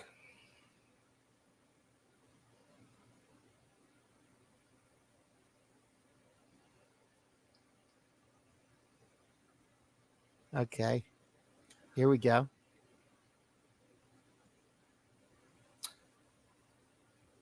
Oh no, this isn't fair because it's on top of my head. Oh shoot, hold up. Oh. I know. Dead Poet Society, Robin Williams. I think that's correct. I'm pretty sure.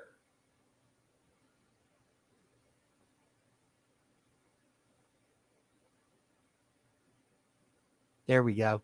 You got it. Yes. Yeah. Only thing good about Sharknado is Tara Reid. and Tara Reid ain't all that no more. LOL.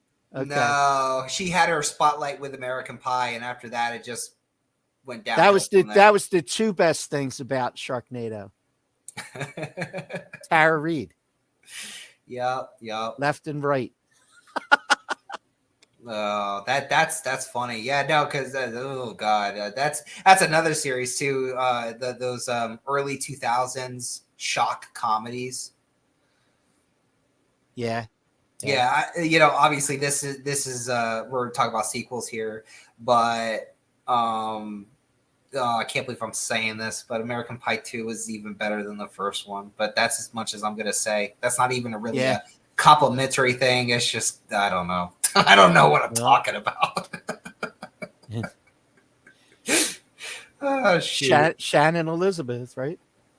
Oh yeah, she was the oh god, all the guys. Nadia. Yep, when that particular scene, the first film, that was the first film. Very iconic, even today, people talk about that. I always check my laptop every night to make sure that the camera's not on. Oh man. So here's one, and this one's kind of a twist. So I know you'll appreciate this one, Dave. Okay. One of my favorite sequels, Silence of the Lambs. Oh, yes, because technically Thomas Harris wrote a series of novels, and the first one was actually Red Dragon, but made into a movie called Manhunter, because a lot of people are familiar with the remake Red Dragon, which has the title of the book, but it's actually a remake of Manhunter, which came out in the 80s. But Silence of the Lambs is the sequel to Red Dragon. It just so happened to be the big mainstream one that was, released, because Manhunter was more of a smaller production, where Silence of the Lambs was much, much bigger. But yeah, Silence of the Lambs is technically a sequel. And they did change the name of the serial killer. Yes, Buffalo Bill. Yeah. It wasn't Buffalo Bill in Manhunter in Red Dragon. There was another name. Of the actual. Yeah, I'm trying to remember because I haven't read. I've read all the books because I'm a huge Thomas Harris fan. I recommend the Hannibal TV series. It's so good. Yeah. But I'm trying to recollect who. I'm gonna have to look that one up. Now, just to verify, did you mean, because you brought up Manhunter, then you said Buffalo Bill? I'm not sure. I'm not. In the Red Dragon, the villain was Tom Dollarhide. Yeah. In Silence, it was Buffalo Bill. Correct. So that was the name I was trying to remember. Oh, okay. Yeah. So that was based on a 1981 novel, Red Dragon. Yeah. Right. Yep. And William Peterson was the FBI agent. Yes. Who also happened to be in Young Guns too. Ah, there you go. See, we're running full circle here. Yes, we are. Yeah, I've run circles around you logically. Listen, this is what happens when you and I get together. It keeps going, we feed off each other. Yep. And do you happen to know who directed Manhunter? Oh, this is one of those things on top of my head. I know it. Michael Mann, who also did Miami Vice. Yes, Miami Vice, and he also did Heat, right? He did a few things. Yeah. Yeah, Heat and Collateral with Tom Cruise. Yeah. I believe. Yeah, But yeah. his most famous for Miami Vice. Absolutely. Yes, of course. But yeah, I'm familiar. See, I knew it. I just couldn't get it out of time before you had to say it. We got to move it fast here. We got to move it fast. Yes. We just got to keep it rolling, man. That's all. I can't give you too much time to think. You'll answer all of them. Yeah, you're right. Speaking of which, let's go into it. Silence of the Lambs is your favorite sequel. Of In that. Yeah. Do you mind getting into detail about that? I'm sure we agree on a lot. I mean, the Anthony Hopkins just. There's nothing you can say. I mean, if you made a list of perfect character development and just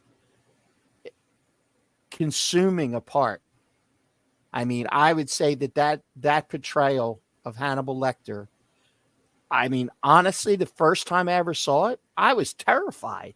I said, I hope I never run into this guy ever. Yes. It was like your hair on your arm stood up every time he talked.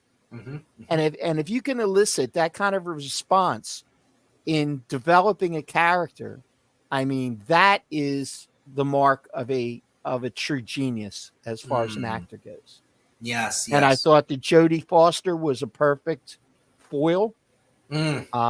She went toe to toe with them, which, she wasn't necessarily at that time. I mean, she was a pretty accomplished actor. She'd been doing it for a long time, but never in a role that complex. Oh, yes, I agree. It's very much psychologically draining, I'm sure, for her, because she had never actually had to display that range before. No, I would have to agree. And on a side note too, because you're talking about her experience as an actress and everything like that. Anthony Hopkins himself actually was at a point in his career where he actually almost gave up acting after Elephant Man. Great film, by the way.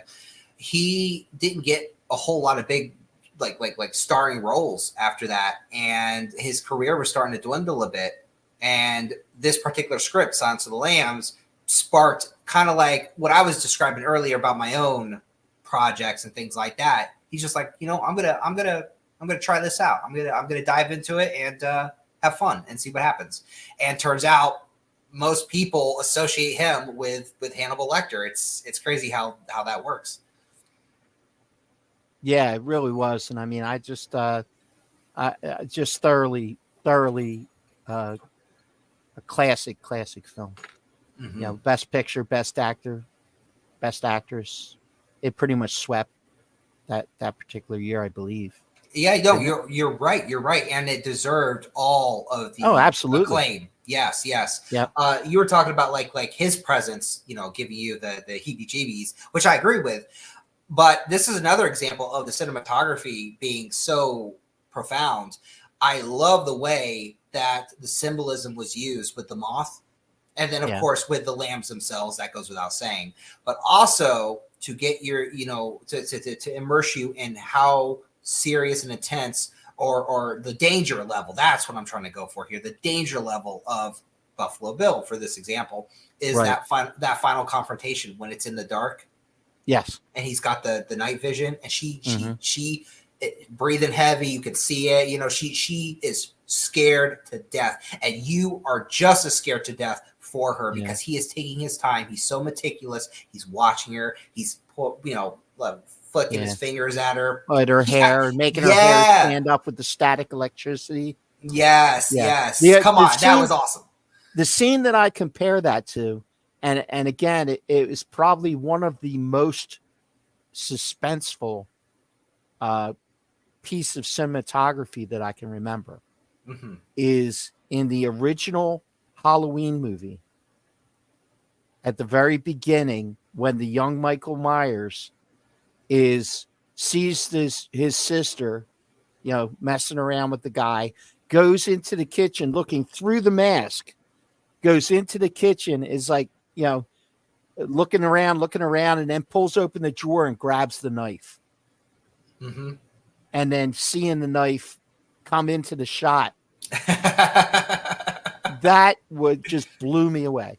Yes. I love that shot. Halloween, I just recently, because this is where I never really gave Halloween, the series, a chance, because I would see clips of the sequels and I'd just be kind of like, meh about it. And then, of course, we all know Rob Zombie did 2 of his own renditions of it, and that was meh exactly. Nah. I, though, did finally, a couple years ago, sit down and watch Halloween.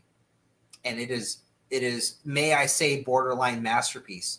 It is so good in the suspense. However, the scene in question that you brought up, I do agree that it works, especially for a first-time viewing. Yes, it was John Carpenter's hand. Yes, for that very specific scene with the mask and everything. And that's exactly what I'm leading into here, is if you look at it from a realistic perspective, and this is, again, like, because I'm involved with these things, so I notice things that the regular casual audience member wouldn't. But in that scene, when he's stabbing his sister, you see through his, through the mask, you see the knife lift up and then stab. So what that would be realistically is Michael Myers was stabbing his sister like this and being like,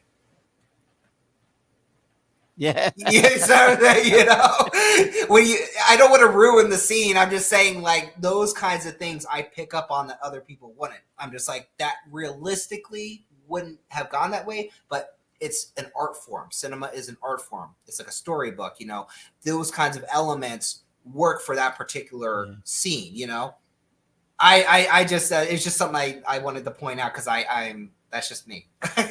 Now this is one that I totally agree with, because I think myself personally that Halloween 3 was the biggest piece of trash ever. Oh, wow. Really? I hated it.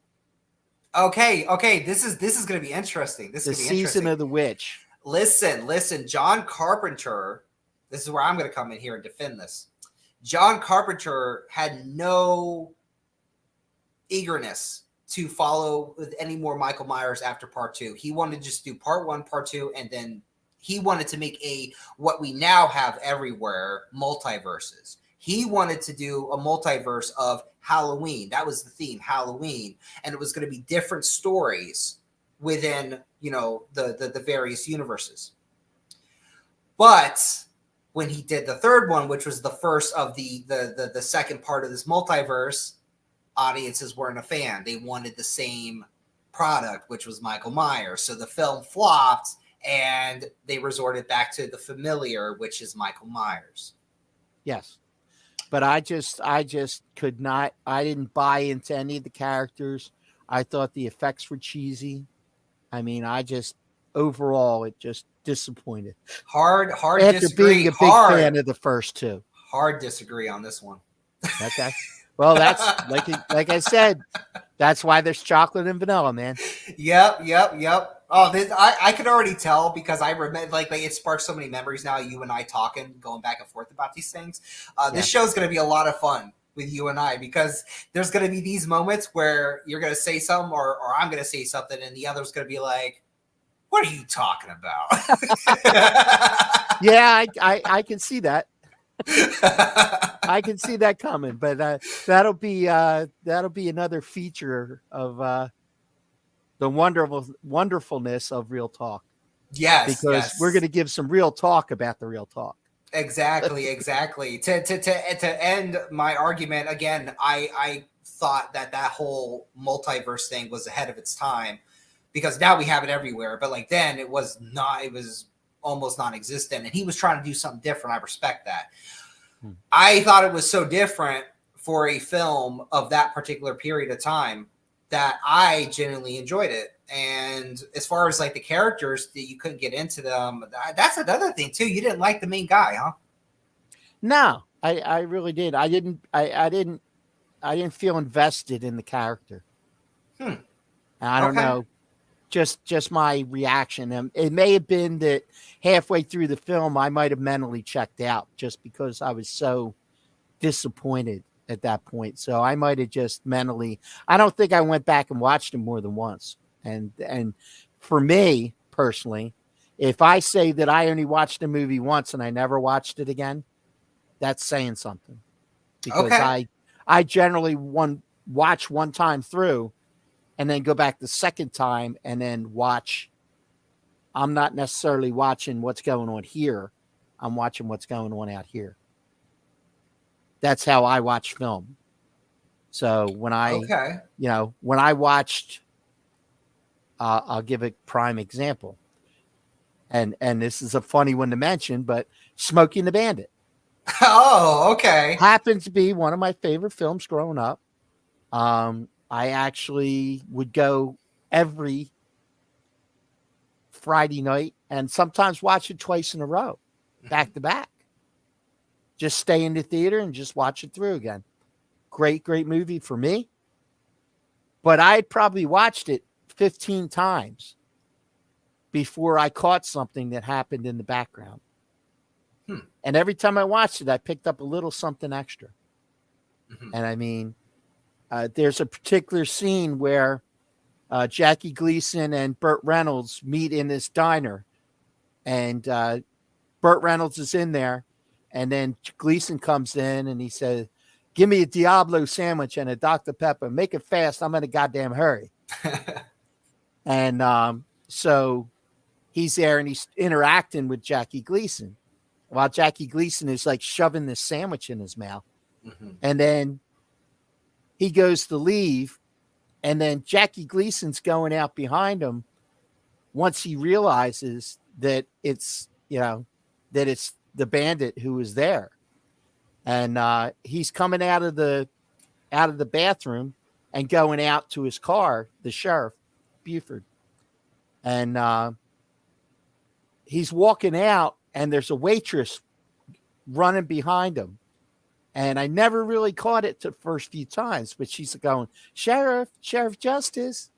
And then he turns around, and she leans down, and it turns out there was toilet paper on his shoe, and he trailed it all the way out of the restaurant. And she's rolling it back up as she's walking back into the diner.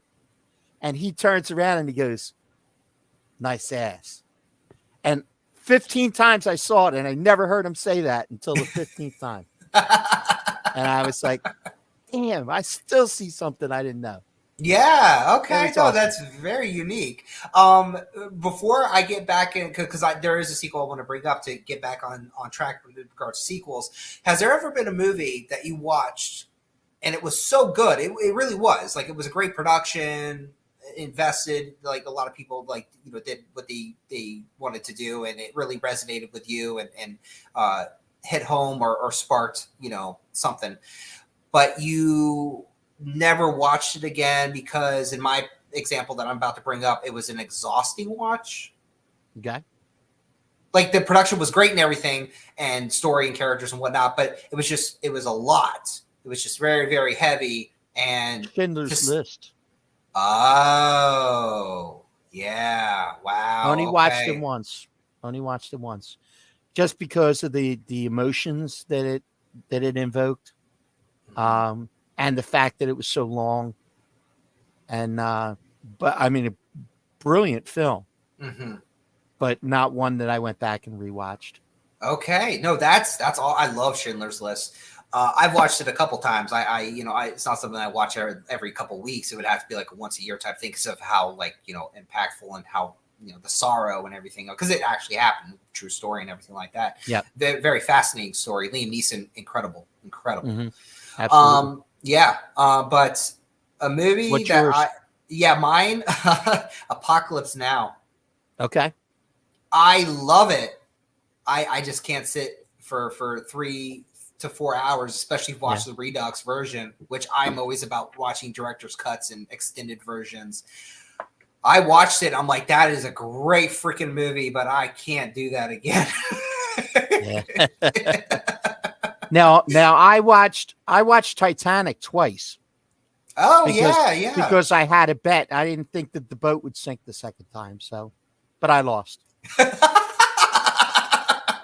You and your damn jokes, I swear. I said, folks, I'm telling you, he was the same way at work. Same way at work. You and your dad jokes too on Facebook. I mean, I'm just as guilty too. So yeah. Can I do one real quick? Sure. Okay. That's so corny though. What did Santa Claus say to Mrs. Claus when it started to rain?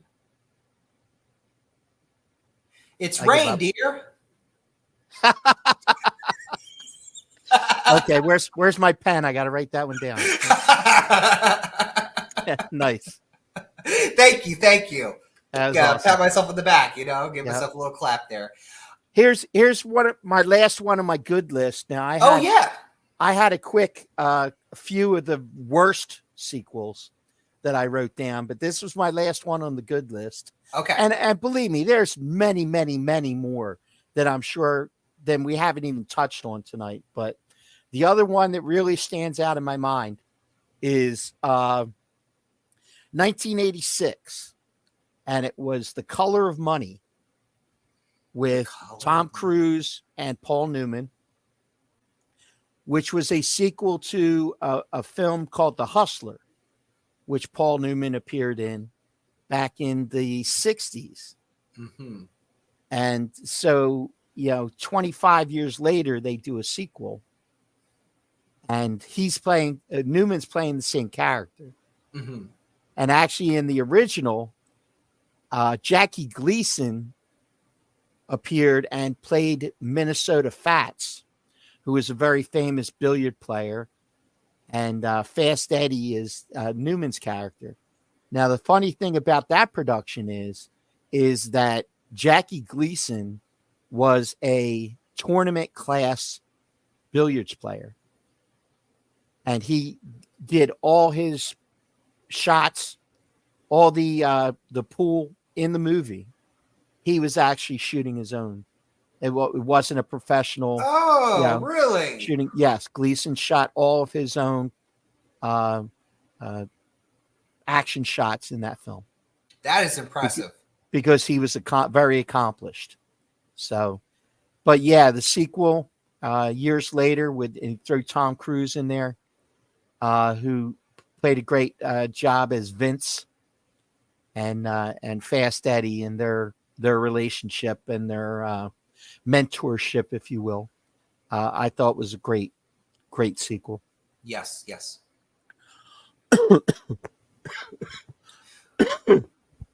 And you said you had a list of sequels that were not so good. I have 7. Oh, I have 8. You have 8. Okay. Because I crossed one off because you mentioned it, which was Jaws: The Revenge. Oh, yeah. Well, we both are in agreement there, I think. Yeah. Here's just to rattle down my quick bad list. Okay. Caddyshack 2.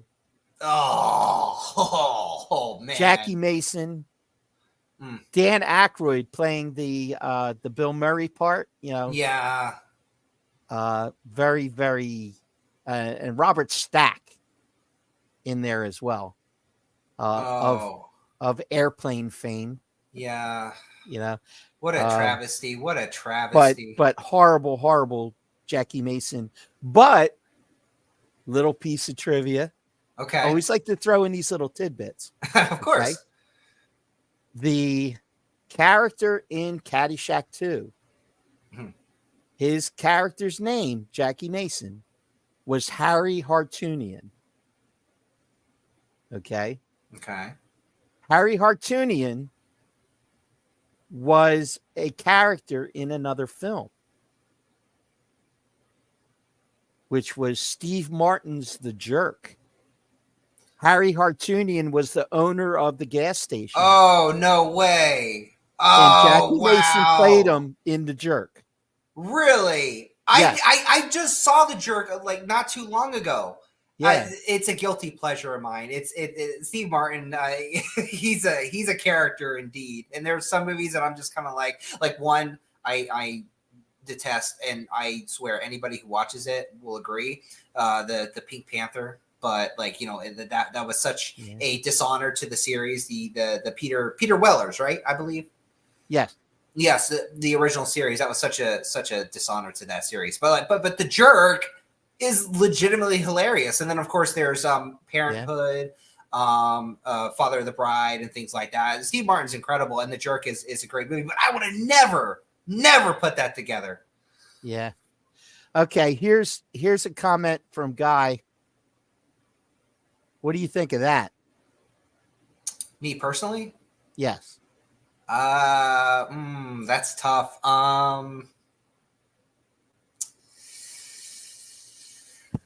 I may slightly disagree. Slightly. Thank you. I Okay. also I liked them both. I did too. I did too. But I think I liked one just a little better. I think what did it for me, and this could have been just my own interpretation, but I felt like, and I love him as an actor, of course. I thought Bill Murray was less invested in the sequel than he was in the first one. I don't know. Maybe I just read his mannerisms wrong or whatever. Well, it's a theory. There are reports at the time was that he wasn't really high on doing the sequel, and they had to kind of coax him into doing it. So Okay. he may have just been mailing it in. So then I may be on point with that one. Okay. Yeah. He's guys, the villain in the second one was so much better than an actual god, and yes, he was forced to do the sequel. Yeah, that's what I thought. Okay. Johnny mentions Steve Martin as the dentist in Little Shop of Horrors. Oh yes, he was so good. Yeah, he was so good. That was in his heyday. Yes, for sure. Father of the Bride. Guy mentions.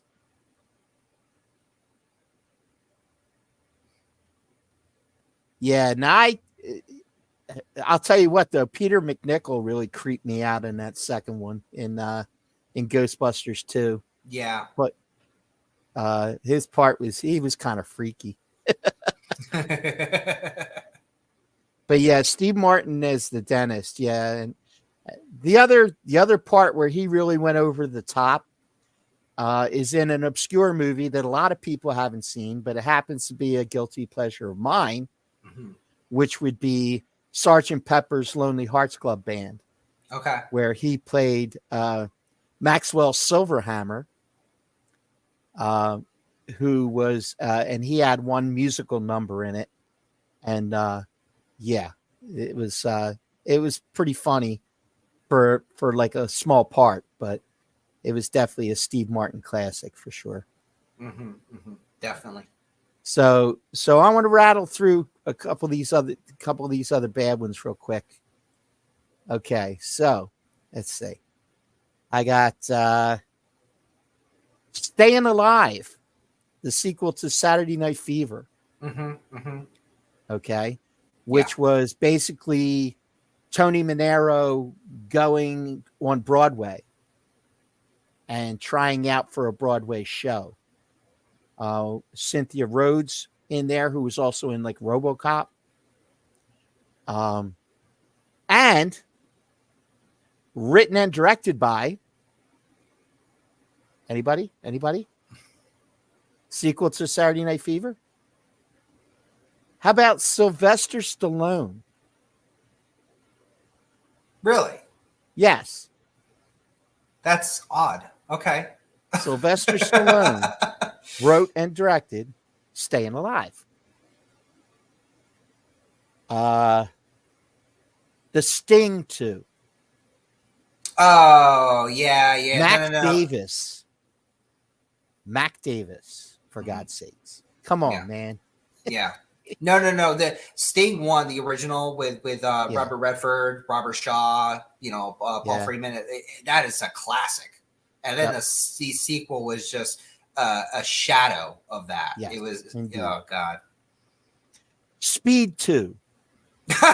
Yeah. Oh, I agree with It's that the only one. time I was ever rooting for a bus to go slower than 60 miles an hour.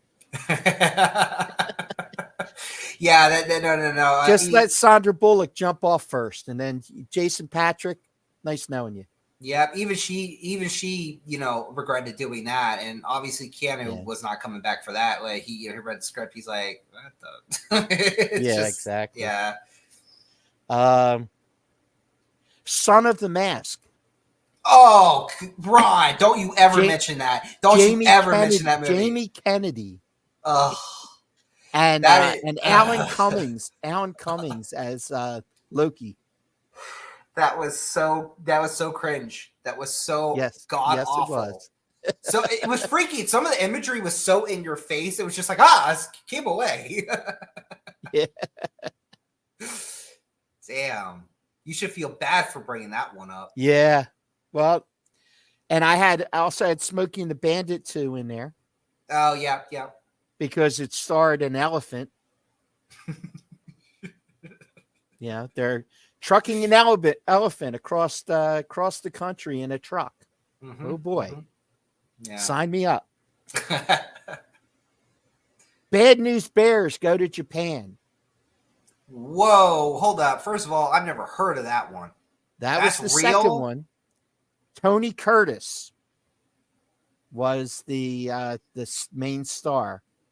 He did have Jackie Earle Haley come back as Kelly Leak, but Tony Curtis was the manager. And you said what was the title again? Bad News Bears go to Japan. That just sounds so. It was bad. Yeah. Bad. Okay, and the last one I have on this list that I jotted down today. Okay. Is Teen Wolf 2. Yeah. Jason Bateman. Okay, so he was no Michael J. Fox. It definitely didn't live up to, the original, the predecessor, of course. So I would say I definitely agree in the sense of it definitely was not a good sequel compared to the first one, but was it one of the worst sequels? I don't know about that. Yeah. Okay. Well, that's fair, but it was just bad.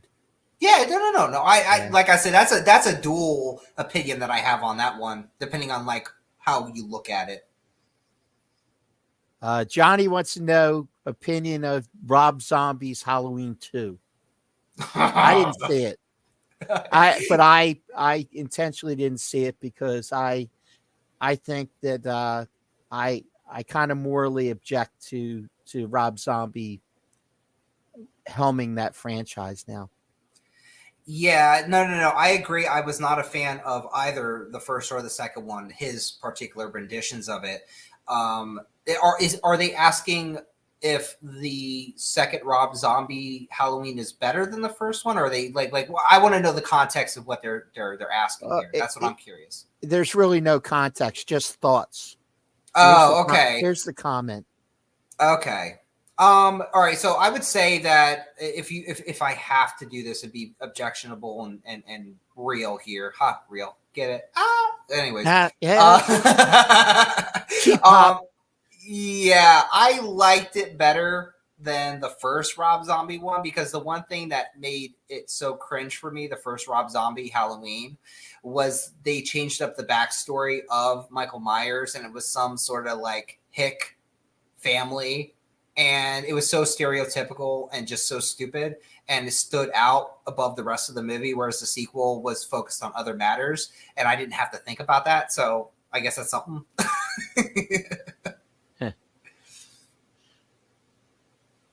Erica says, sounds like a kid's show. Hey, look, squirrel. Nice. It could have been worse. Brendan Fraser could have been in Teen Wolf 2. Don't be knocking Brendan Fraser. Come on. Hey, I'm a Brendan Fraser fan. I think he did some good stuff. Yeah. I would recommend for the audience here, if you want to see another story that's based on true events, it's called Gods and Monsters, and it's about the director of Frankenstein, and he's played by Ian McKellen. Well, now Sir Ian McKellen in that particular movie, and Brendan Fraser plays his gardener, and there's a very interesting dynamic between the two and their relationship. It's real like story based movie, like drama. But it's really, really well done. And Brendan Fraser just knocks it out of the park. Like, because you have to think he's going up against Sir Ian McKellen, who's already like a well-established actor and has a gravitas about him. Right. And the two of them are so equal in their own right that it is just an entertaining watch. And if you're into history, you learn a lot about the director of Frankenstein, which we all know Frankenstein was a landmark movie for cinema. Yep, absolutely. Here's one down here. Pee-wee's Big Adventure. Liked it better than Big Top Pee-wee. Absolutely, positively, first one was the better. Yeah, absolutely. Yeah, because we're talking about Tim Burton. Yes, directing. We're talking about Danny Elfman in one of his first soundtracks.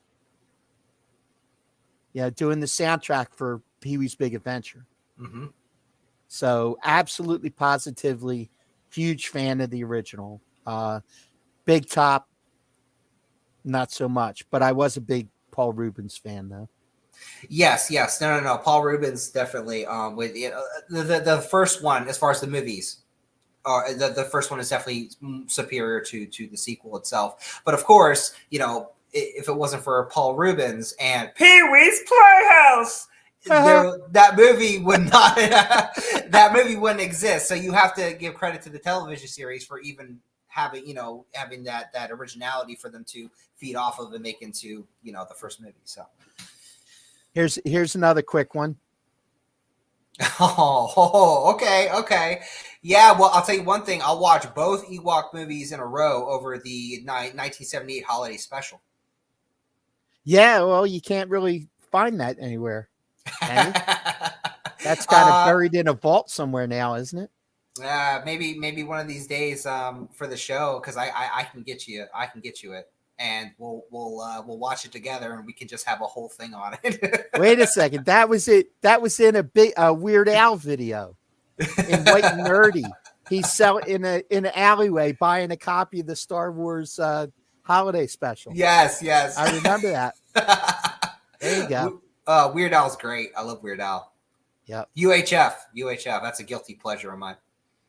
It's on Disney Plus, really? I thought that Lucas had that buried. Wait. Whoa. Hold up. The holiday special? That Wookiee Christmas. I know Wookiee Christmas might be, but I think the holiday special, no. Yeah, I could be wrong. You got to find bootlegs of it, or people will upload it quickly to YouTube, but then it'll get taken down. I happen to have a YouTube burner, so when I come across rarities such as that, I will download them before they're taken down. I actually have it. Nice. Yeah. Well, we're running up against it here, Mr. Clayton. I know that yes. you were a little delayed coming in, but I apologize for our little delay this today, but hopefully everybody that's in here, we still got a decent amount of people in chat. We definitely want to thank you guys, because this was our initial show tonight, and hopefully you guys had a good time. I mean, we had some great interaction from everybody that's in the chat here, and it was great to spend time with Dave and kind of go back and forth a little bit. It's kind of what you got to look forward to in the weeks to come. Anybody that has any suggestions on ideas, feel free to jump on the Facebook page. You can make them, and we will absolutely try and do everything we can to follow what you guys want to hear, what you guys want to talk about. So as far as right now, This is our Monday night going forward. Monday night Real Talk. Tomorrow night, sports roundup with myself and Mr. Nast, where we'll be actually tomorrow night. We have a special guest, a content creator from YouTube with a huge following, the Super Eagles fan. His name is E-Rock, and he will be joining us for the first half hour of the show tomorrow. And then we will be bringing in some other special guests to talk about a preview of the Super Bowl upcoming on Sunday. So anybody who wants to talk about the upcoming game, I know the guy probably does, since he's a Niners fan. So we will be doing our sports talk tomorrow night. And then Wednesday night is a well-deserved night off for everybody. And then come Thursday, which is ladies' night, with Mama D and Miss Shannon and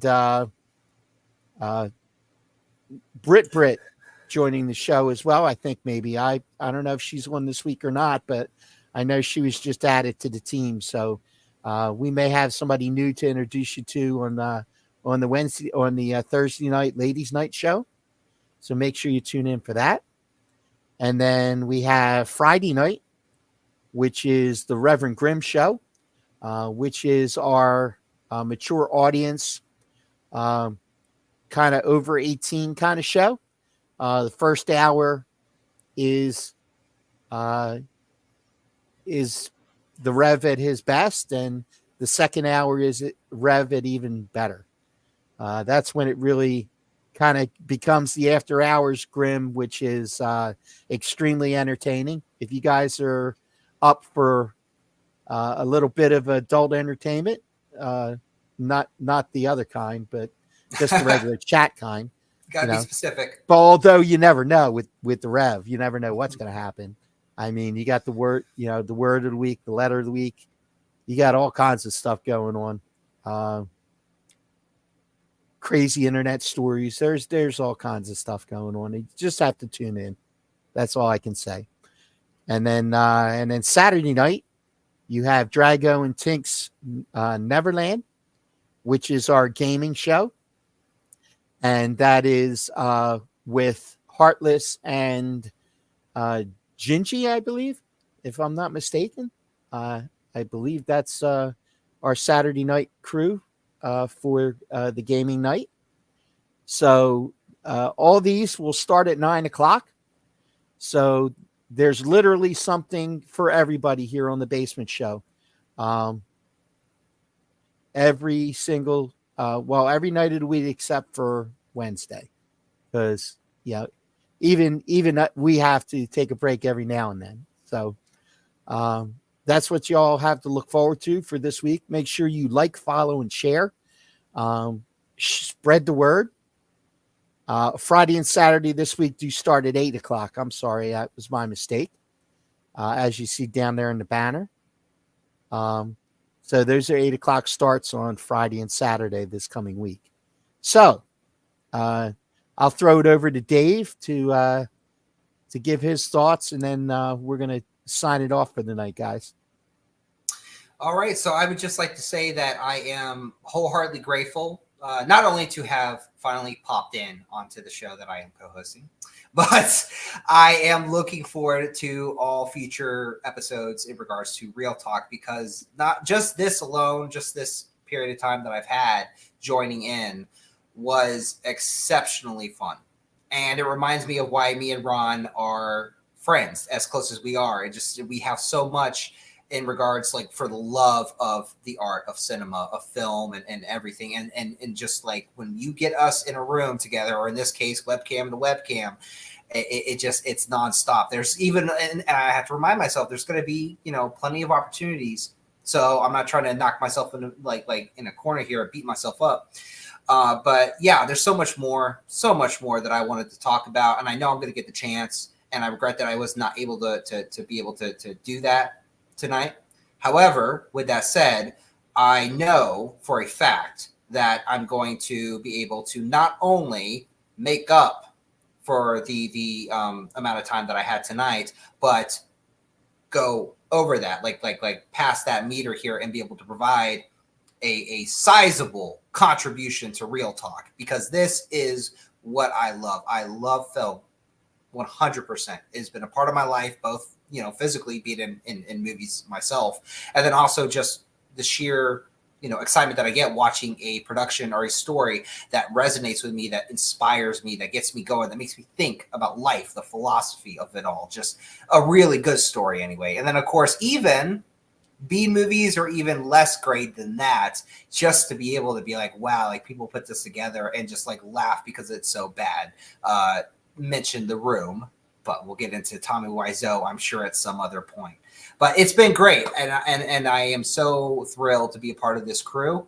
And I've been, you know, those who know or have heard from them or seen the earliest, you know, episodes of different programs of this, you know, I've been a supporter since day one. Since Ron even told me, he was like, yeah, I'm going to be a part of this. I'm like, oh, that's cool, because I've been involved with podcasting myself. And to see it all grow has just been great. And each one of you who are watching now and are not only supporting Real Talk, but supporting every other program that is a part of the Basement Show, kudos.